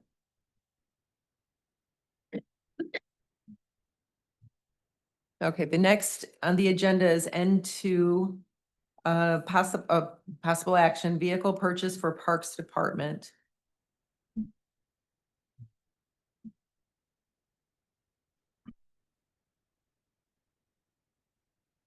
Okay. And Murphy, thanks for waiting. My pleasure. So I'll just start off by saying thank you to everyone that has been collaborating with me on this project for the last 3 weeks. We've come up with a number of alternatives to what I have proposed that's in front of you right now on the agenda. Ultimately, I'm going to today be moving forward with what I had originally recommended, and I'm sure that some of these alternatives will come out while we're discussing the topic tonight. But again, I would like to move forward with what I've originally proposed. As many of you might know, but certainly people that work with me on a day-to-day basis know, is that when it comes to the Parks Fund, I don't mess around. I don't want to spend money on anything that we don't need. And you could, if OHM's on, they can confirm that the last contract that we went through, we had to sit in a meeting and have multiple phone calls and emails to break down where each cost was coming from, if it was necessary. So I can assure you, I wouldn't ask to spend this money if I didn't feel like the Parks Department absolutely needed it. As you know, the Parks Department has increased in size dramatically this year. We've gone from 1.5 full-time or 1.5 staff to 4 seasonal staff, 1 full-time and 1 part-time employee. Not only did increasing the staff size dramatically increase the possibilities of what we can accomplish, but have actually set us on a path where we will be able to achieve not only what is actually outlined in my job description, but what is outlined in the job description of the seasonal staff. We currently just do not have the resources required to execute in a timely fashion the things that need to be done. In the past, while I give credit to the Parks Director who was here before, when I came on, the lack of resources in line with what is expected of me were wildly out of proportion. And though I've been working really hard to correct that imbalance, there's still a lot of work that needs to get done. I've worked in 3 parks departments and I've worked for a botanical garden and an arboretum. If any professional were to come into this parks department, see what it is that's expected of us, they would find our resources laughable. We do not have what is required. For example, we have a tree fund. A reforestation project is a massive undertaking. It is not just resource intensive in terms of money, but in terms of time, in terms of equipment, transportation. That's one of the reasons that we really needed the Kubota with the brush hog. Our preserves are in disarray. And finally, this year, with the help of the seasonal staff who are bright, they're energetic, they have really solid backgrounds, we are able to move forward very quickly. This week was the first time we've had access to 2 vehicles full-time to support the 4 field staff. And let me emphasize that these are field staff. They need to be in the field all the time. They're spending as little time as possible sitting in an office. They need to be able to break up in terms of teams. I need to be able to send 2 groups out at the same time. While there is an endless amount of work to get done, it doesn't take 4 people to do the job of 1 person, which until this week is exactly what has been happening. We don't need 2 people to monitor nest boxes. We don't need 4 people to monitor nest boxes. Instead, we were able to send a team out to monitor vernal pools and a team to go out and monitor nest boxes. That effectively doubles what we're able to accomplish. And again, we are so severely behind on what we've been able to accomplish that this has been such a relief to be able to say, we have a staff that knows what they're doing, let's just let them go out and do their jobs. So, like I said, I'm going to be moving forward with what I proposed. We would like to purchase the Sierra 2500. We've gone through, though the policy is not officially adopted, we've gone through the purchasing policy for vehicles. We've checked them ideal. We looked at electric, we looked at Ford, and ultimately we've decided to go with the GMC 2500 because it's capable of towing our equipment and it's capable of towing a chipper, which up until now, we would have to use a utility vehicle for that. So there you have it. Thank you. Thank you. Thank you. Let's begin at the end with trustee Noel, if you have anything. I do. So when I spoke to Christy earlier today, she told me that she had come up with a proposal, kind of a compromise proposal. Yes, and I can speak to that if you would like. Why don't you tell us why you're still proposing your original request Okay. instead of Christie's? Yes. So the proposal as it was laid out by Christy was that instead of purchasing, well, we would still move forward with purchasing this vehicle, but would also then sell our elevation to the general fund to be used as the assessing and code enforcement vehicle. But again, we need access to a vehicle at all times. And though my staff is considered seasonal, right now they work 8 months out of the year, full-time. And then next year, they're gonna be working 9 months out of the year, full-time. So I understand that, there's about a 3-month gap where we would need to use the vehicles less. But again, we're gonna be looking at hiring an assistant director soon. And that person will need to use a vehicle. Frankly, right now, if there's 2 vehicles out in the field, I use my own vehicle. And I don't ask for mileage reimbursement for the same reason that I don't ask for a lot of things that our department needs, because I've tried really hard to keep our costs low so we can afford to do these major projects and afford to have these major purchases. So the proposal was to still leave us in a situation where we would be shy one vehicle. Again, we need to be able to break the team up so that they can accomplish more, because they're capable of more and because there is plenty for them to be out there doing every day. Is there any way that Christie's proposal could work in the interim until the need occurred down the road for you to have more? And could we reevaluate this a little further down the road?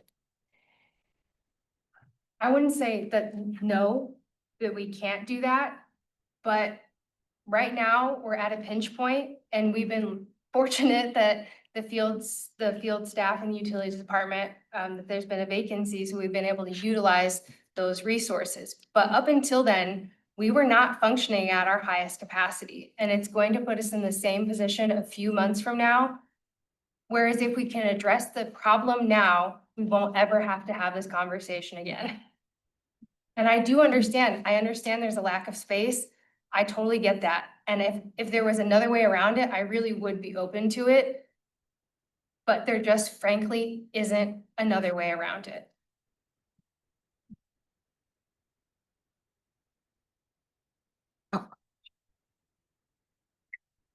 Trustee Noel, are you still? No, I'm Okay, done. okay. Thank you. Trustee Riser, do you have anything? My apologies, was Christie's proposal emailed? No, it was something that I just spoke with Murphy about. Kathy and I spoke. She called about something else and I had mentioned it. It was having the general fund purchase the current parks truck as the general use vehicle, which the parks could still use that as the general use vehicle, as well as the truck that would be able to pull the Bobcat. So with the general. Sorry, With the, I'll get to you in that. thank you. So with the general fund truck, so I think she needs a truck that's kind of beefy for towing. With the general fund, I almost said different word that starts with F. Would a general fund truck be able to pull the kind of equipment that Parks needs? You're mixing it up. Right. Yeah. Parks truck is gonna go to the general fund. Yeah, the general fund would buy the current parks truck. The one they currently drive. Correct. They can't- Buy that with general fund funds. It would be for assessing, code enforcement, building and grounds, as well as parks. And I know that Keith he needs to be out there a lot. So she gain a beefy truck, but lose a truck. Correct. I'm kind of slow, so thank No, you it's okay. for Correct. Okay. And can I ask, I know some trucks can hold, they got a front row, they got a front row and a back row, they can 3 up front, 3 in back. What is the current capacity passenger wise, including the driver, of the current truck? 5 total. And then the proposed would also be a crew cab that could carry 5 total. Okay. Issue that we run into when it comes to, it's not the amount of people that can fit in the vehicle, it's needing to split them apart. Again, we don't need 4 people on a project for 2. We can't have people dropped off at preserves because they're in the middle of nowhere, and I'm not gonna leave field staff with no transportation in case of emergencies. If field staff have to drive here to work, why can't they just drive to the field to work?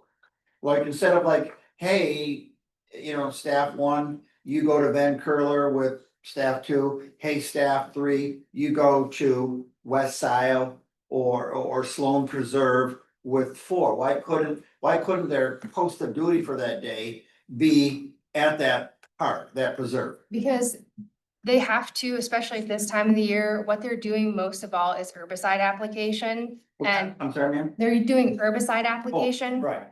One, it's illegal to carry herbicide in a closed cab. It's not only illegal, it's incredibly dangerous. when they're not doing herbicide application, they're removing vegetation. So lately it's been Dame's Rocket and garlic mustard. We are literally filling the bed of the truck with vegetative waste that we're taking to the compost center. So we can't ask them to, especially 3 of them drive new vehicles, so we especially can't ask them to put bags of dirt and vegetation in their vehicles. And we especially also can't ask them to transport herbicide. And the tools and the chainsaw and the gas and the oil. Trustee Riser, are you finished? Or are you still, Oh, I'm contemplating, but I'm finished, thanks. okay. Trustee Reed? I'm confused because I thought there was a compromise worked out where one of the beefier utility trucks would be assigned to parks for the duration of, at least for the duration of the NATS, the Natural Area Technicians contract, and perhaps for the duration of this calendar year. So then the Parks Department would have access permanent or semi-permanently to 2 trucks, one of which could haul the trailer. So what happened to that compromise? We haven't even had a chance to have those discussions yet. We have had those discussions, and the result of those discussions have been that we are not permitted to utilize equipment that is purchased out of the water and sewer fund, because things purchased out of that fund have to be utilized for water and sewer. But no, David, I have not had those discussions. Okay, well, sounds like now, forgive me, Murphy, is that something you've gotten from Moira, I'm sorry, Mariah? Mariah? No, that was, Brandon had this discussion, well, Brandon had a discussion with Mariah about it. And that's how he came to the conclusion that either we, as the department, would need to be charged for the amount of time that we use the vehicle for, and it would include maintenance, time, and, whatever, we would be paying for gas, but, we would have to then contribute to the ongoing condition of the vehicle. Whereas if we were to just purchase a vehicle, we would be purchasing towards an asset that belongs to the Parks Department. And I was there for that conversation today that he had with Mariah. It was the 3 of us. And yes, Mariah did say that there could be something worked out where there was an agreement. Okay, so if we know, again, we're talking about what is this, May, June? We're talking about a 5-month deal, June for November. Because they'll be gone in November, right? You'll need them again, but they'll be back in March, Yes. roughly? Yes. Well, maybe not them, but more NATS. Feel comfortable telling the utilities department what they should and shouldn't need. That's our job. And exactly, but I don't feel comfortable agreeing to the Parks Department removing resources away from utilities when that director has asked that those resources be allocated to his field staff. Does he have enough staff to use? Because he has, what, 6 trucks? I don't know. I don't have the number offhand, but he had trucks for every single employee. But he's down. And now we're correct. And that is why I was proposing to hold off. Let's see what we can work through with what we have. And Well, let me ask you, when the utilities staff go out, do they go out alone or do they go out in pairs? it didn't. Alone. Alone. Previously, prior to this utility director, I don't know how many vehicles they had, but I used to pass them all the time and there was typically more than one person in the vehicle. But I don't have the information as how those directors ran their department. Okay. Well, it seems like if the Parks Department or the Utilities Department currently has either 6 or 7 trucks and they're down. Keith is currently using one too, right now, so. I'm sorry? Keith is currently using one of the Okay. trucks. So code enforcement is using Yes, one of code the utilities trucks. Sorry. Is code enforcement paying for the maintenance and the gas and the oil and all that? As Mariah has stated? Well, it's only been probably 10 days Okay. since we've, But I guess my point is, was an agreement worked out? not yet. Okay. Is it cheaper to do the route where you pay for your use of the, basically rent the vehicle for all intents and purposes this year. And then buy a new truck next year. Is that, We could do it that way. I just don't believe that there's much sense in doing it that way. If we know that 1 week ago, we didn't have the resources we need because utilities has lost employees, we've been able to take over. I don't really see the point in planning for scarcity later, where we can say, we knew that this was the situation 1 week ago. We know that when those positions are filled, we'll be in the same position that we were in before. And instead of waiting until then to have to come back and go out and get these bids over again, why don't we just fix the problem today, now? so it would be Brandon's position that he needs one truck per staff member. Correct, that is his position. Okay, and he will have presumably in the next 6 weeks, 8 weeks, have replaced his 2 missing staff. He's told me 8 weeks. most 8 likely. weeks, okay. So it's not a 4 or 5 month solution, it's an 8 week solution. Okay, so that doesn't make sense. I was under the impression that the utilities folks could share vehicles, much like your folks do. But if in fact each utility staff member needs a truck, then I guess the plan that I thought we had contemplated won't work. So. And as I understand it, the money you had set aside to finish the park is not going to be used this year, so it can be allocated for the next budget. So you can use them. Go ahead. So Township Hall Park Pavilion has to get pushed back because the geothermal was not taken into consideration when we had talked with LJ about construction in Township Hall Park. And because of LJ's schedule, they can't even begin until August. Then after that is when the phase 2 of the playground is going to start. So by the time all the construction is done in Township Hall Park, we will have moved too far into the winter to employ engineers and all I can think of is construction people. But to install the pavilion.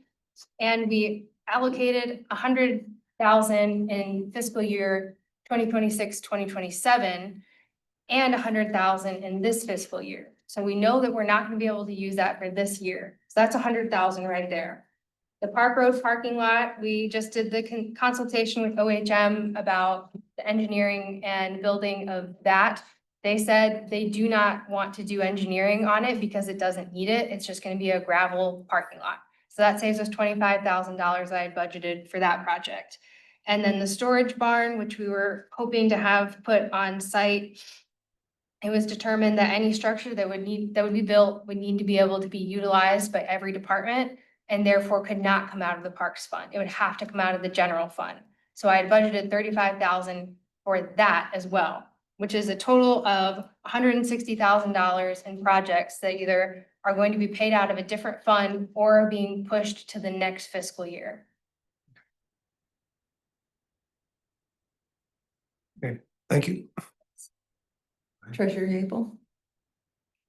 Do you have anything? Yeah, a couple of things. So, to answer some of the questions that came up before about utilities, I think that maybe in the past, and there's certainly sometimes where utility staff members can share vehicles, but we're doing a lot of water meter replacements and most of those, especially the residential ones, only take one person to do from my observation. So I think that's why there's a lot more vehicle need, and we are actually recouping.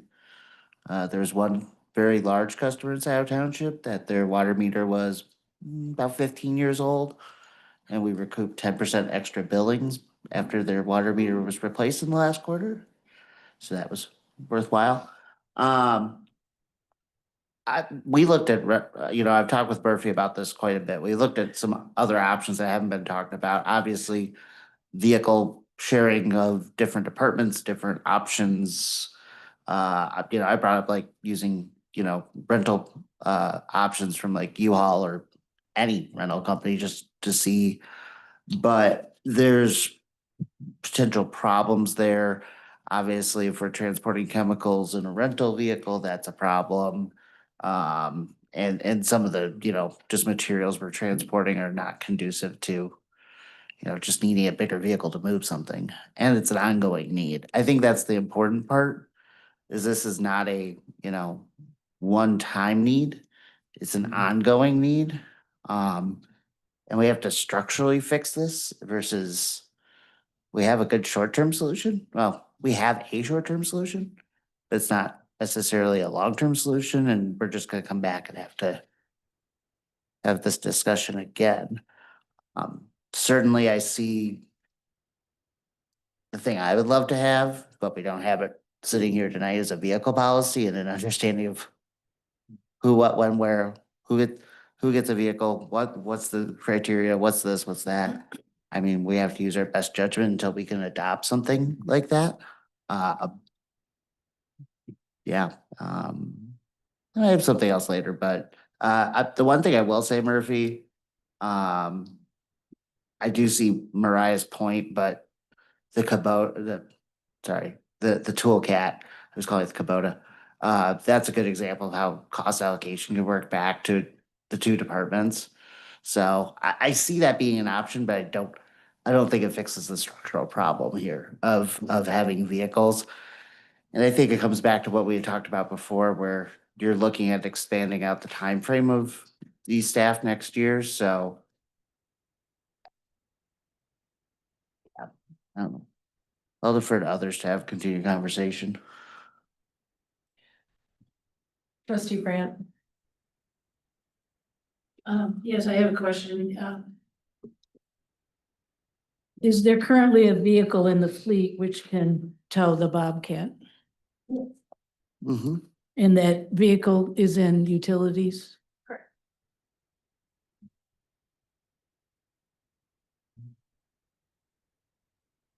So I stand by my statement of how this was presented, but I'm not gonna labor that. What I would rather see is that we continue our initiative to source electric vehicles.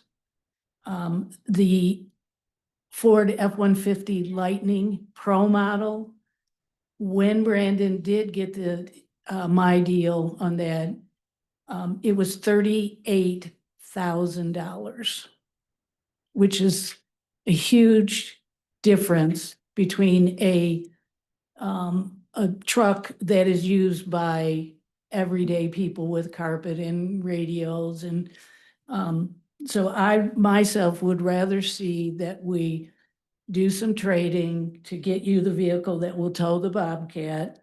We consider buying a F-150 Lightning Pro model with additions to it as needed. For example, the increased battery life. Save the township, and when I say the township, I mean the various funds that are involved.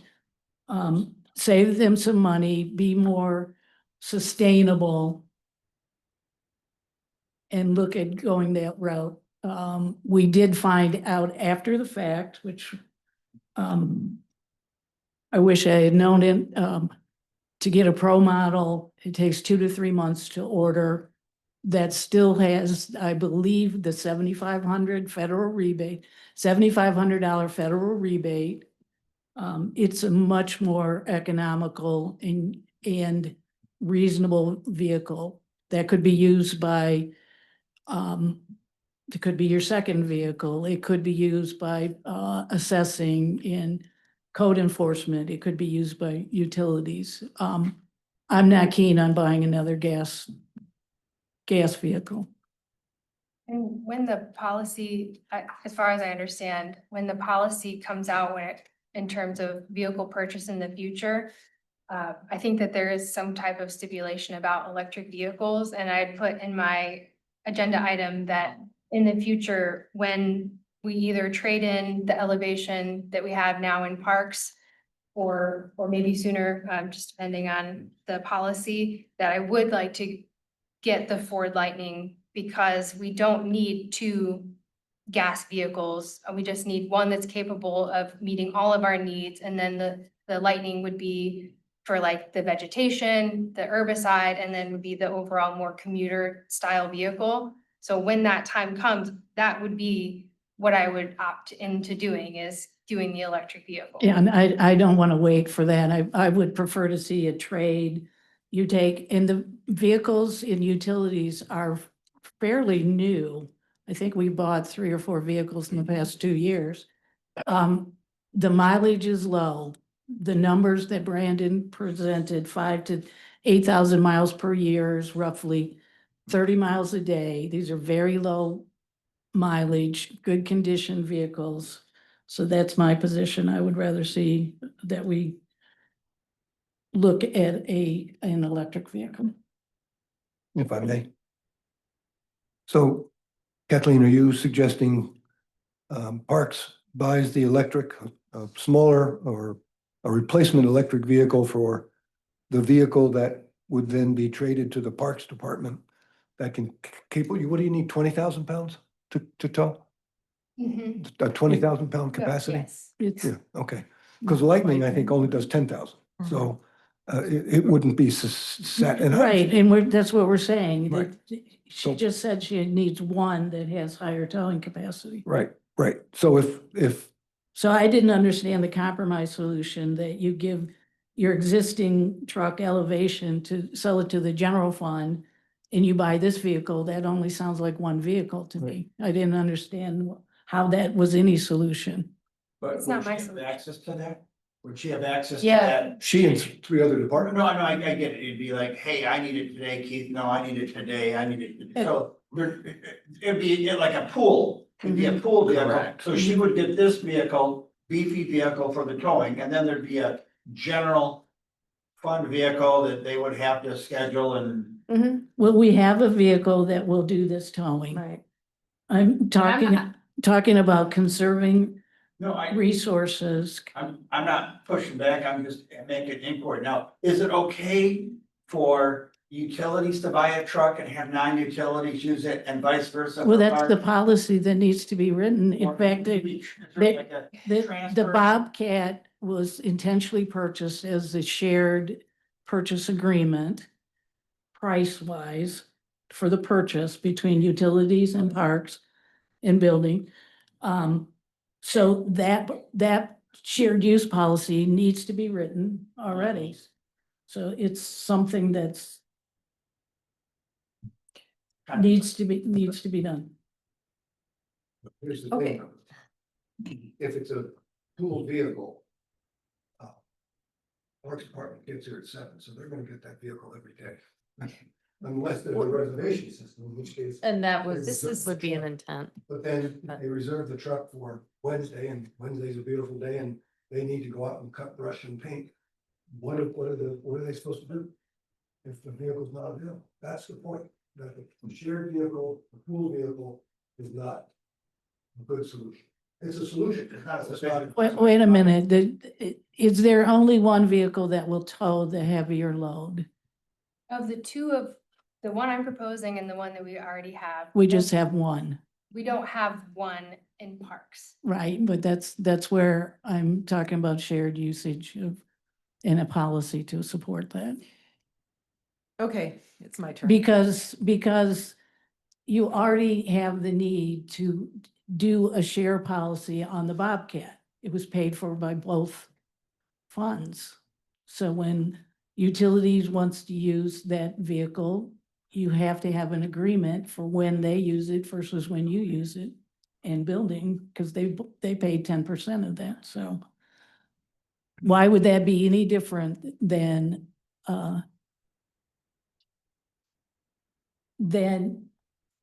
they have to share the Bobcat, so why can't you share the vehicle that tows it? Because two organizations can't use the Bobcat at the same time. Okay, may I go, please? Well, I haven't had anything, I have not said anything Okay, during go this ahead. conversation. I'll comment on Kathleen's in a moment. Okay, so listening to everybody, everybody has good insights, good ideas.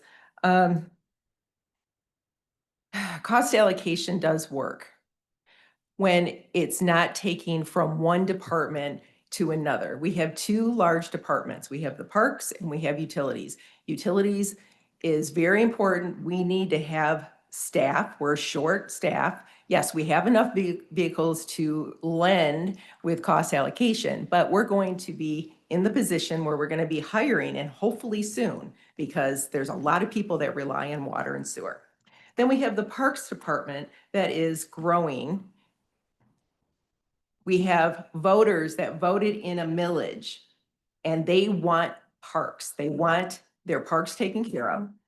So to borrow one vehicle from a large department to another and cost allocate just doesn't work, because both departments need what they need in order to support those departments.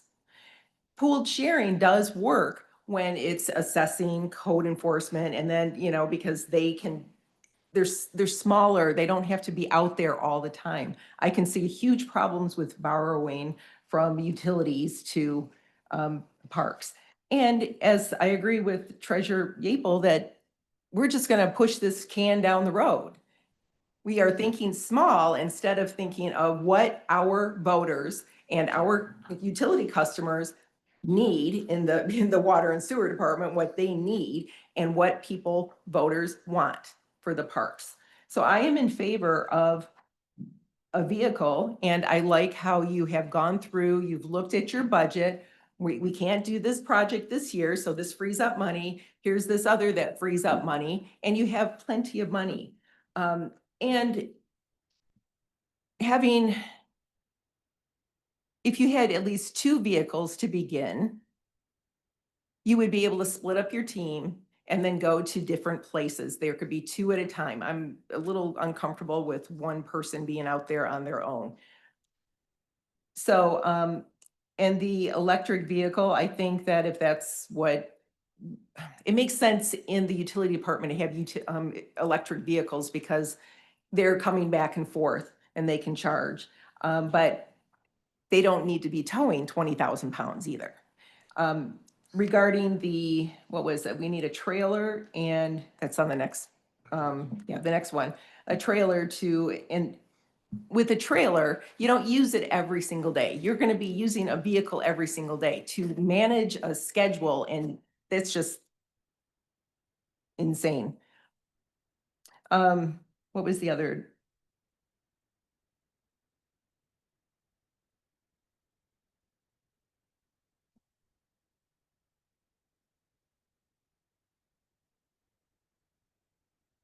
There was something else, but I forgot to write it down. Anyways, Trustee Reed, you had something.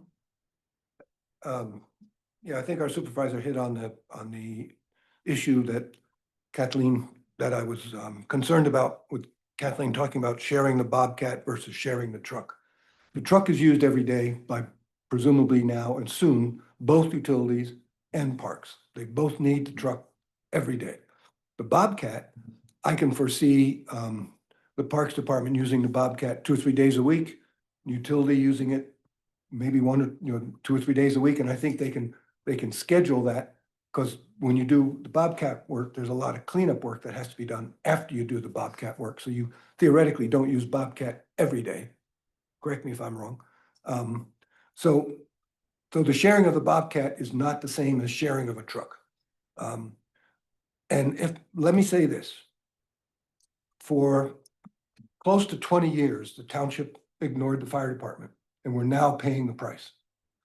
And for as long as we've been buying preserves, and for as long as we've had a parks department, I think we've pretty much done the same with the parks department. We've given them short shrift. We haven't really given them what they need. We have, Barry said 5 preserves, or no, someone said 5, but I thought, I guess this is not a preserve. 6 preserves in one park. Oh, we do have 6 preserves. So we have 6 preserves, 1 park, and a lot of work that goes into managing preserves, almost as much work as it goes into managing a park. So like I said, we have pretty much not really given the importance of the work that the Parks Department does. And I think it's about time we own up and say, yeah, this is an important thing and we need to do it. So I am in support of this. Is there anyone else? I would like to make one comment. At my understanding, the only reason for this new trailer is because of the toolkit, correct? Incorrect. The other reason that we need it is for chipping, which is something that is going to be increasing in frequency as we're able to actually tackle, especially like if you envision Marshall, it's all brushy invasives. So while we can go through and brush hog areas like that and not have to worry so much about the chipping aspect, there are areas like Township Hall Park and Liberty Pond where we're doing selective removal. We're not just brush hogging the whole thing. And once you generate that much woody debris, we don't just leave it there, partially because it can still produce fruit. And we are trying really hard to reduce the amount of stuff we have to come back and hit again next year and the next year and the next year. So when we do all this woody invasive removal, then we use the chipper. What, I'm not aware that we have a chipper. We have a No, we chipper? have to rent it. But we still will have to rent it. And to be fair, I've been here since August. We've used the chipper once, but as far as I understood up until that point, we didn't have a vehicle that I could use to tow it. And they gave me an exception partially because the reason that we got the chipper was for the Popkin cemetery cleanup. So I'm still gonna go back to the primary reason for the trailer is the toolcat, which by agreement is a shared piece of equipment. So that is the driving factor that utilities and parks has to make an agreement on who uses it on what day. And the bigger vehicle works for both entities. But regardless, I still need two. I understand that, but that's where I'm in support of an electric vehicle. Especially the Pro model that is such a great price. If I had known that price before we did any of this, I would have been just as passionate about buying the vehicle, the electric, because it was $20,000 difference. How does that get us a truck that can do 20,000 pounds? No, that's why I asked, is there a vehicle in the fleet which can tow? And the answer was yes. Are you suggesting that the utilities sell that heavier No, to the parks and then? the No, I'm utilities not. purchase? Okay, then what is your solution? I'm just trying to get suggesting that there's already a need to share a heavy piece of equipment, the toolkit, between these two departments. They can't both use it at the same time. Right? So why couldn't the towing vehicle be shared along with the toolkit? With an agreement made with how the cost allocation occurs for that. I wouldn't say that there's never an incidence in which the vehicle that is capable of doing the towing isn't going to be needed by both departments. There is certainly instances, especially come winter, when Brandon's going to be doing a lot of easement clearing, for example. So he'll be using the trailer with the toolcat. That same time of the year is the time that I do majority of my woody invasive removal. That's the best time of the year to do it. So there is a definite possibility that there's a week where I need to be chipping every day. And in the winter, I'm down staff. So it's just me and either Chris Chang or me and whoever the assistant director will be going out there. It's going to take a lot more time. At that same time, Brandon and his staff will be needing to use the brush hog. Let me ask you this. You said that you rented a chipper for Popkins Cemetery. How did you get that moved around? I borrowed the utility vehicle and they made the sacrifice Wait, to allow what us to. what was the trailer that towed it? No, the trailer, we don't need a trailer to tow the chipper. We need the trailer to tow the toolcat. Right, so you're saying that the chipper was hooked to a bumper, so you towed it with its own? That's own axle. Okay, but that's not a heavy duty. That could be any vehicle and all of, Can't. why not? And I asked specifically when I called them to reserve that chipper, what vehicle we needed. And we were at the point where they were like, your 2,500 might not be enough. Yeah, call me skeptical, but all right, I'm still staying with my position that I think we should buy an electric vehicle. But the Parks Department needs more than one vehicle, Yes. Well, which would be two. Because we have one now and we need another. Yes. well, in the meantime, there's excess vehicles that could be used. So, But only for 6 to 8 weeks. And then we'll be back to that we'll be talking, having this conversation again. well, maybe you We're could just- order the Pro now and get it in time For whom? for parks. Mm-hmm. And share the other vehicle that is heavier duty.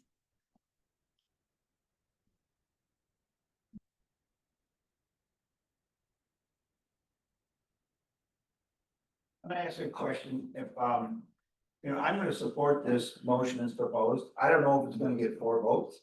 Is this something that if we don't have a majority, do we go back and to the drawing board, or do we just see where the votes lie on, if someone moves the model motion?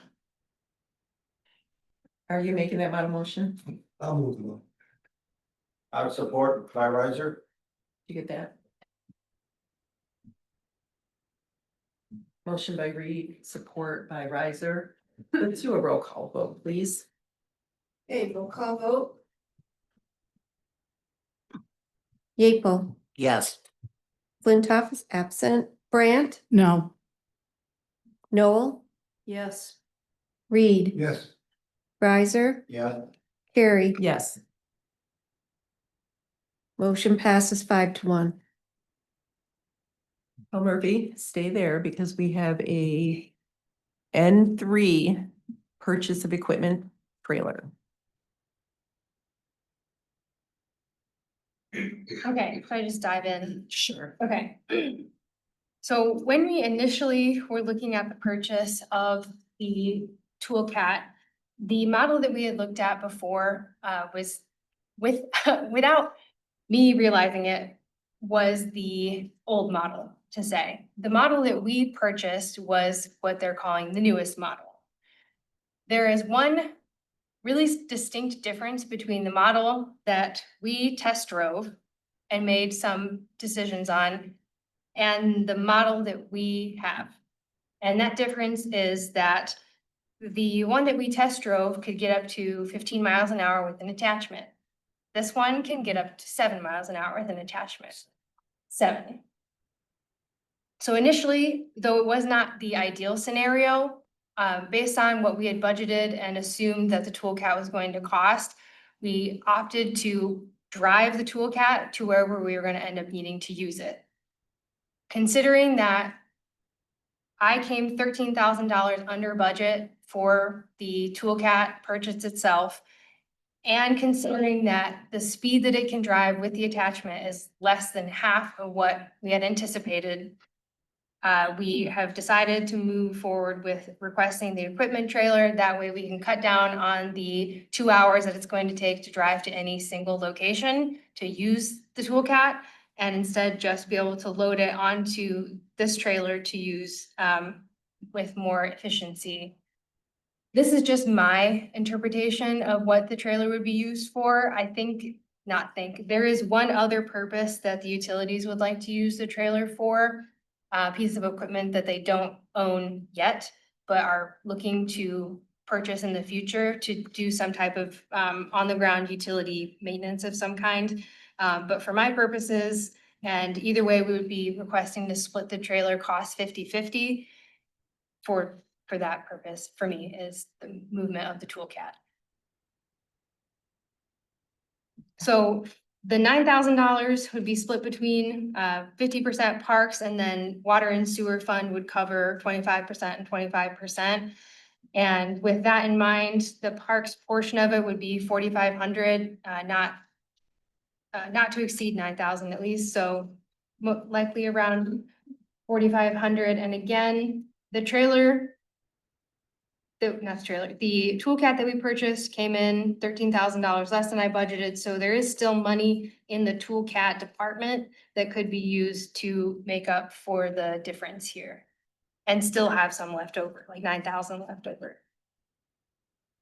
So Murphy, we have a trailer now. Yes. What would we be doing with that? So the trailer that's out back is gonna go to auction as soon as that item is prepared. And ideally that one will be gone. It's in really bad shape. I'll be surprised if they get $500 for it. Oh, The other one is for the billy goat and the lawnmower or the mower, the zero turn. And that has a maximum capacity weight of 2,000, whereas our toolcat alone is 7,700 pounds. Okay. And then with the attachment, be quite a bit more. And the trailer that we're looking at, and I called Dively and then spoke to each person that we got the quotes for from the trailers to see what length they recommend. And Dively said that, and this is what they delivered the toolcat on, was the 24-foot, which gives us the ability to carry the toolcat plus one attachment. So we wouldn't have to drop off the toolcat, come back, pick up the attachment and drop that off, and then do it in reverse at the end of the day. Treasurer Yeaple, you have your. A question here, because it's 24 feet long plus the length of the truck towing it. Are there any sites where this is going to be a problem? Yes, for sure. Van Curler is gonna be one of them. Which is unfortunate because it's one that we really need to use it at. So most likely in those situations, we have cones and we have strobes. So we'll have to park and unload. It's not ideal, but it's also not unheard of at all. We see people with lawnmowers parking in the road to do people's landscaping all the time. So there's ways to do it safer. Frankly, I think that we would end up doing it safer than most landscaping companies because we would have the strobes and the cones. Or they just use their hazard lights. Would you approach from that money? And there's also the possibility, depending on how the connection between Van Curler and the Metro Parks goes, that we could park over at the Metro Parks large parking lot and drive the toolcat up the pathways, because especially Van Curler, they're wide enough. Liberty Pond, we made a parking lot big enough just for that purpose of being able to turn around. West Scio has that large turnaround dead end. And then Park Road parking lot, we're looking at making it 12 to 14 spaces large enough to have 12 to 14 vehicles in it. So we'll have another turnaround at that spot too. And then when we're that close, we'll be able to access West Scio Preserve, no problem. Marshall would probably be big enough too, now that I'm thinking about it. Yeah.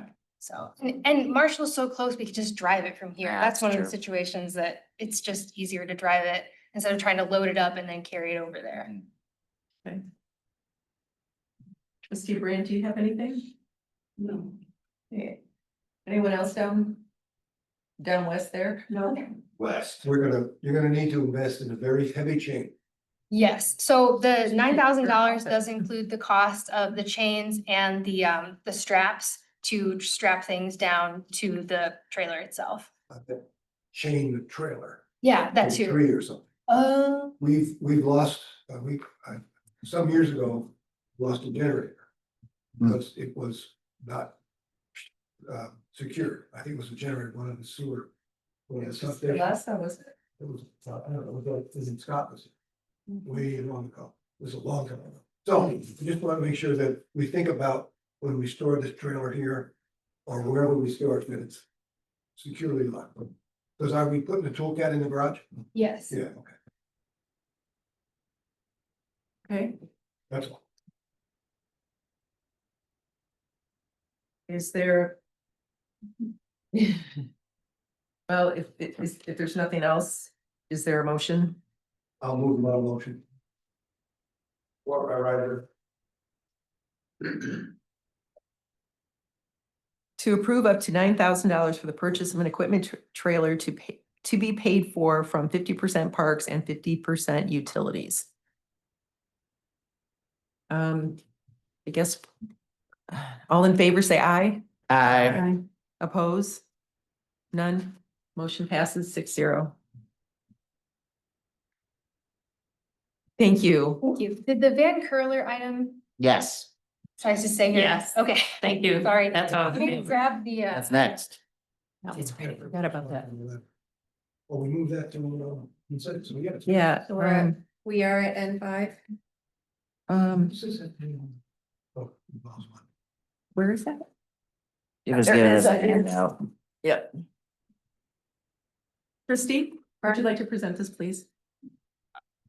Well, Or I basically typed it for Murphy, so that. it's going to. That's Sure, the- go ahead. So at the Parks meeting in December of last year, it was brought up that in the past, Mrs. Van Curler had been interested in donating what at the time was described to me as a large amount of money to go towards capital projects at Van Curler. It was said that she was, this is the words that were used, soured by the reception that she received from the township and therefore had chosen not to move forward at that time. It was then that I was given Brent Flewelling's information and was able to reach out to him and ask if he would be able to, on our behalf, reach out to Mrs. Van Curler to say, we have this established department. And if you were willing to entertain conversations with us, we can assure you that, no lapse in communication would happen again. And so we've been having phone calls and email exchanges since then to discuss what she believes are the most important capital projects and what I believe are the most important capital projects. And of course, we've both come to the conclusion that we agree of what those capital projects are. And they're listed here. She would like a bench at the entrance area. She was there with a group of her friends at one point and found this lack of seating to be problematic. So she said she would like a bench at the entrance. She said that it's clear that there needs to be better signage, which is something that we've been planning on working on this year and budgeted for anyway, not just at Van Curler, but at all of the parks. So the company that she and I looked at and discussed would do both the design, the printing, and then we both chose the two styles that I think would be best. So we're gonna keep it consistent throughout all the preserves. So we found ones that we both really liked and decided on those. And then, so it'd be one at the Huron River Drive entrance, one at the Joy Road entrance, and then there's two sort of like tricky navigational areas in there. They would also put the signs in those places. And then she was interested in building boardwalks over some of the areas that get kind of muddy and impassable during the spring and even in the winter, which were things that we were budgeting for anyway, building boardwalks. We would be building them ourselves. We consulted with Mariah and she said that there was no problem with doing our own boardwalks. So it'd be the department, the committee, and volunteers would work together to get those built. So this way, with her funding these boardwalks, we'll have more money to fund boardwalks that we desperately need at West Scio Preserve, which also gets very wet. So she would like to meet with me next Tuesday, and I have also let the park staff know that she will be coming next Tuesday at 10 a.m. to hand the check over. So we're gonna have her like a short reception with her and get the chance to actually meet her. I wish. Right, of course, of course. And she's been really, really great to work with. We've talked about the potential of doing a legacy bench for her late husband in the prairie at some point. Once we get it looking a little bit nicer, I think it would be a really good addition to that area. And we're just really grateful that she's willing to work with us. Yeah, I'm curious. Is this an action that was required the board to take to accept this money? Do we have to have a board action to accept money? This is new to me. This is the Yes, first time we've it had is. money donated to us. It is new and there's also, we will be reviewing a donation policy. Okay. It was recommended by, That's right. recommended by council as a best practice to review donations and The council did review this and. Okay. And prepare the model motion. yes, yes, and go ahead. I was gonna move it, if that's okay. Yeah. Sure. I move, that Scio Township accept a donation of $5,000 from the Carol Van Curler for improvements to the Van Curler Preserve to be used towards seating in the Joy Road entrance to the preserve, trail signs and boardwalks where necessary. Acceptance of this donation is a commitment to limit use of the funds for those purposes, but does not obligate the township to make any specific expenditure in addition to the amount donated. That's my motion. Second. And then Murphy, just one question.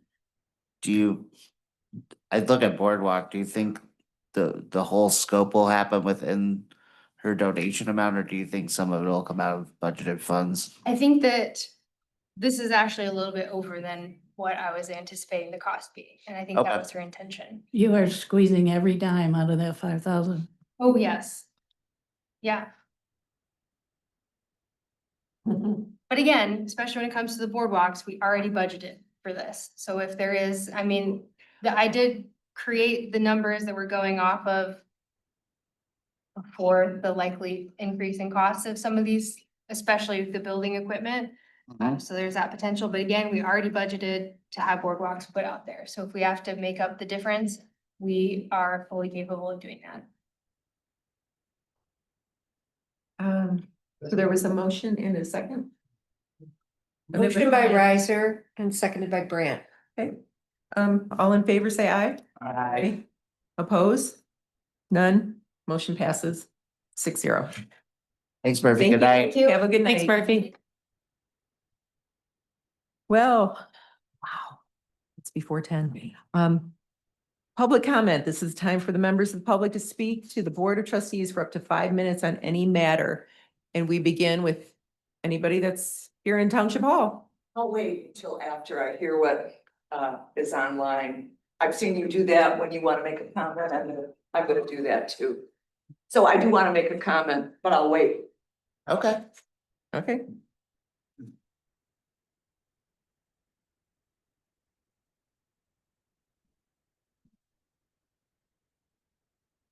Pat Stein, longtime resident and a voter. The topic of voters has been coming up tonight. The voters want this. Well, as a voter, I don't want us to come to have Scio Township to have the saying that they have a WCRC. If you have a butt, we have a steering wheel. We're putting a lot of money into vehicles. We just put a lot of money into a vehicle. A lot of bells and whistles into a vehicle for the utilities director. I mean, whatever happened to work trucks? Work trucks didn't have all the bells and whistles. Do we really have that kind of money to spend on every luxury? You know? I'm fine if we went back to roll up windows. And no radio, but really, we put a lot of money into vehicles, and I hate to see that. Because there is a possibility of sharing. Well, you share, so. But I'm only talking as a voter and my tax dollars, and hate to see them go. So Scio Township, if you have a butt, you don't get a steering wheel. Please, thank you. Thank you, Pat. Thank you. Anyone else?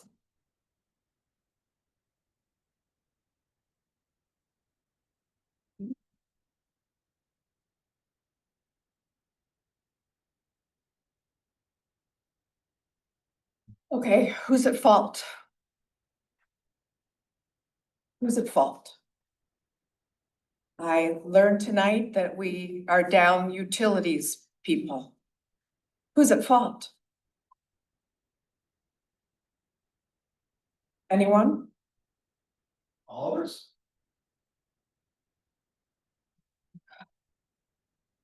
So Supervisor Carey, I'm gonna blame it on you because some on this board removed you from utilities And after that, rumors were flying around, not from anyone in this room, by the way, that utilities was getting harassed. Do better. Keep our employees.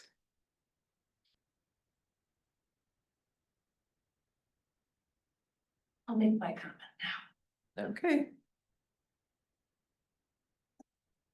I said I wouldn't come over here anymore because I didn't like some of the things that were going on. I had hoped we'd leave some of it behind with the last supervisor.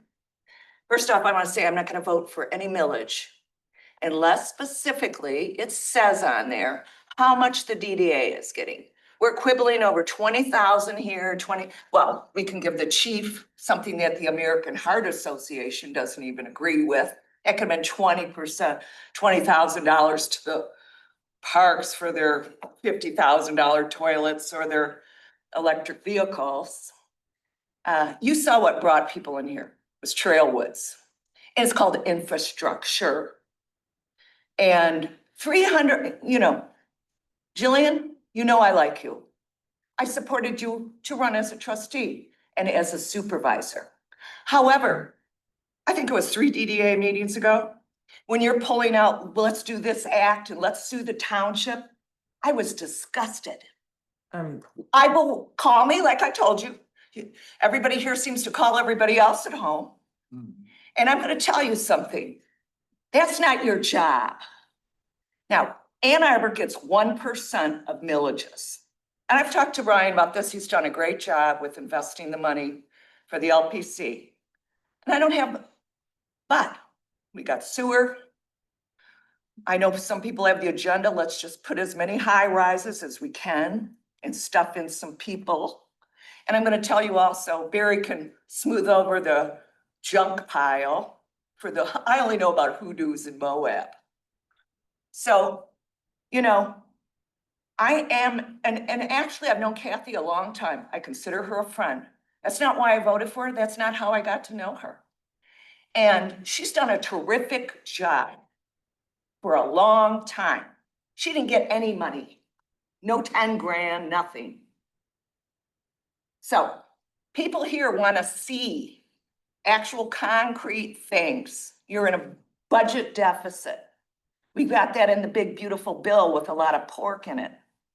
So I don't want to, I personally will vote 0 on any millage until this kind of stuff, 20,000 here, $350,000, and Ryan's a dual member here and on the DDA.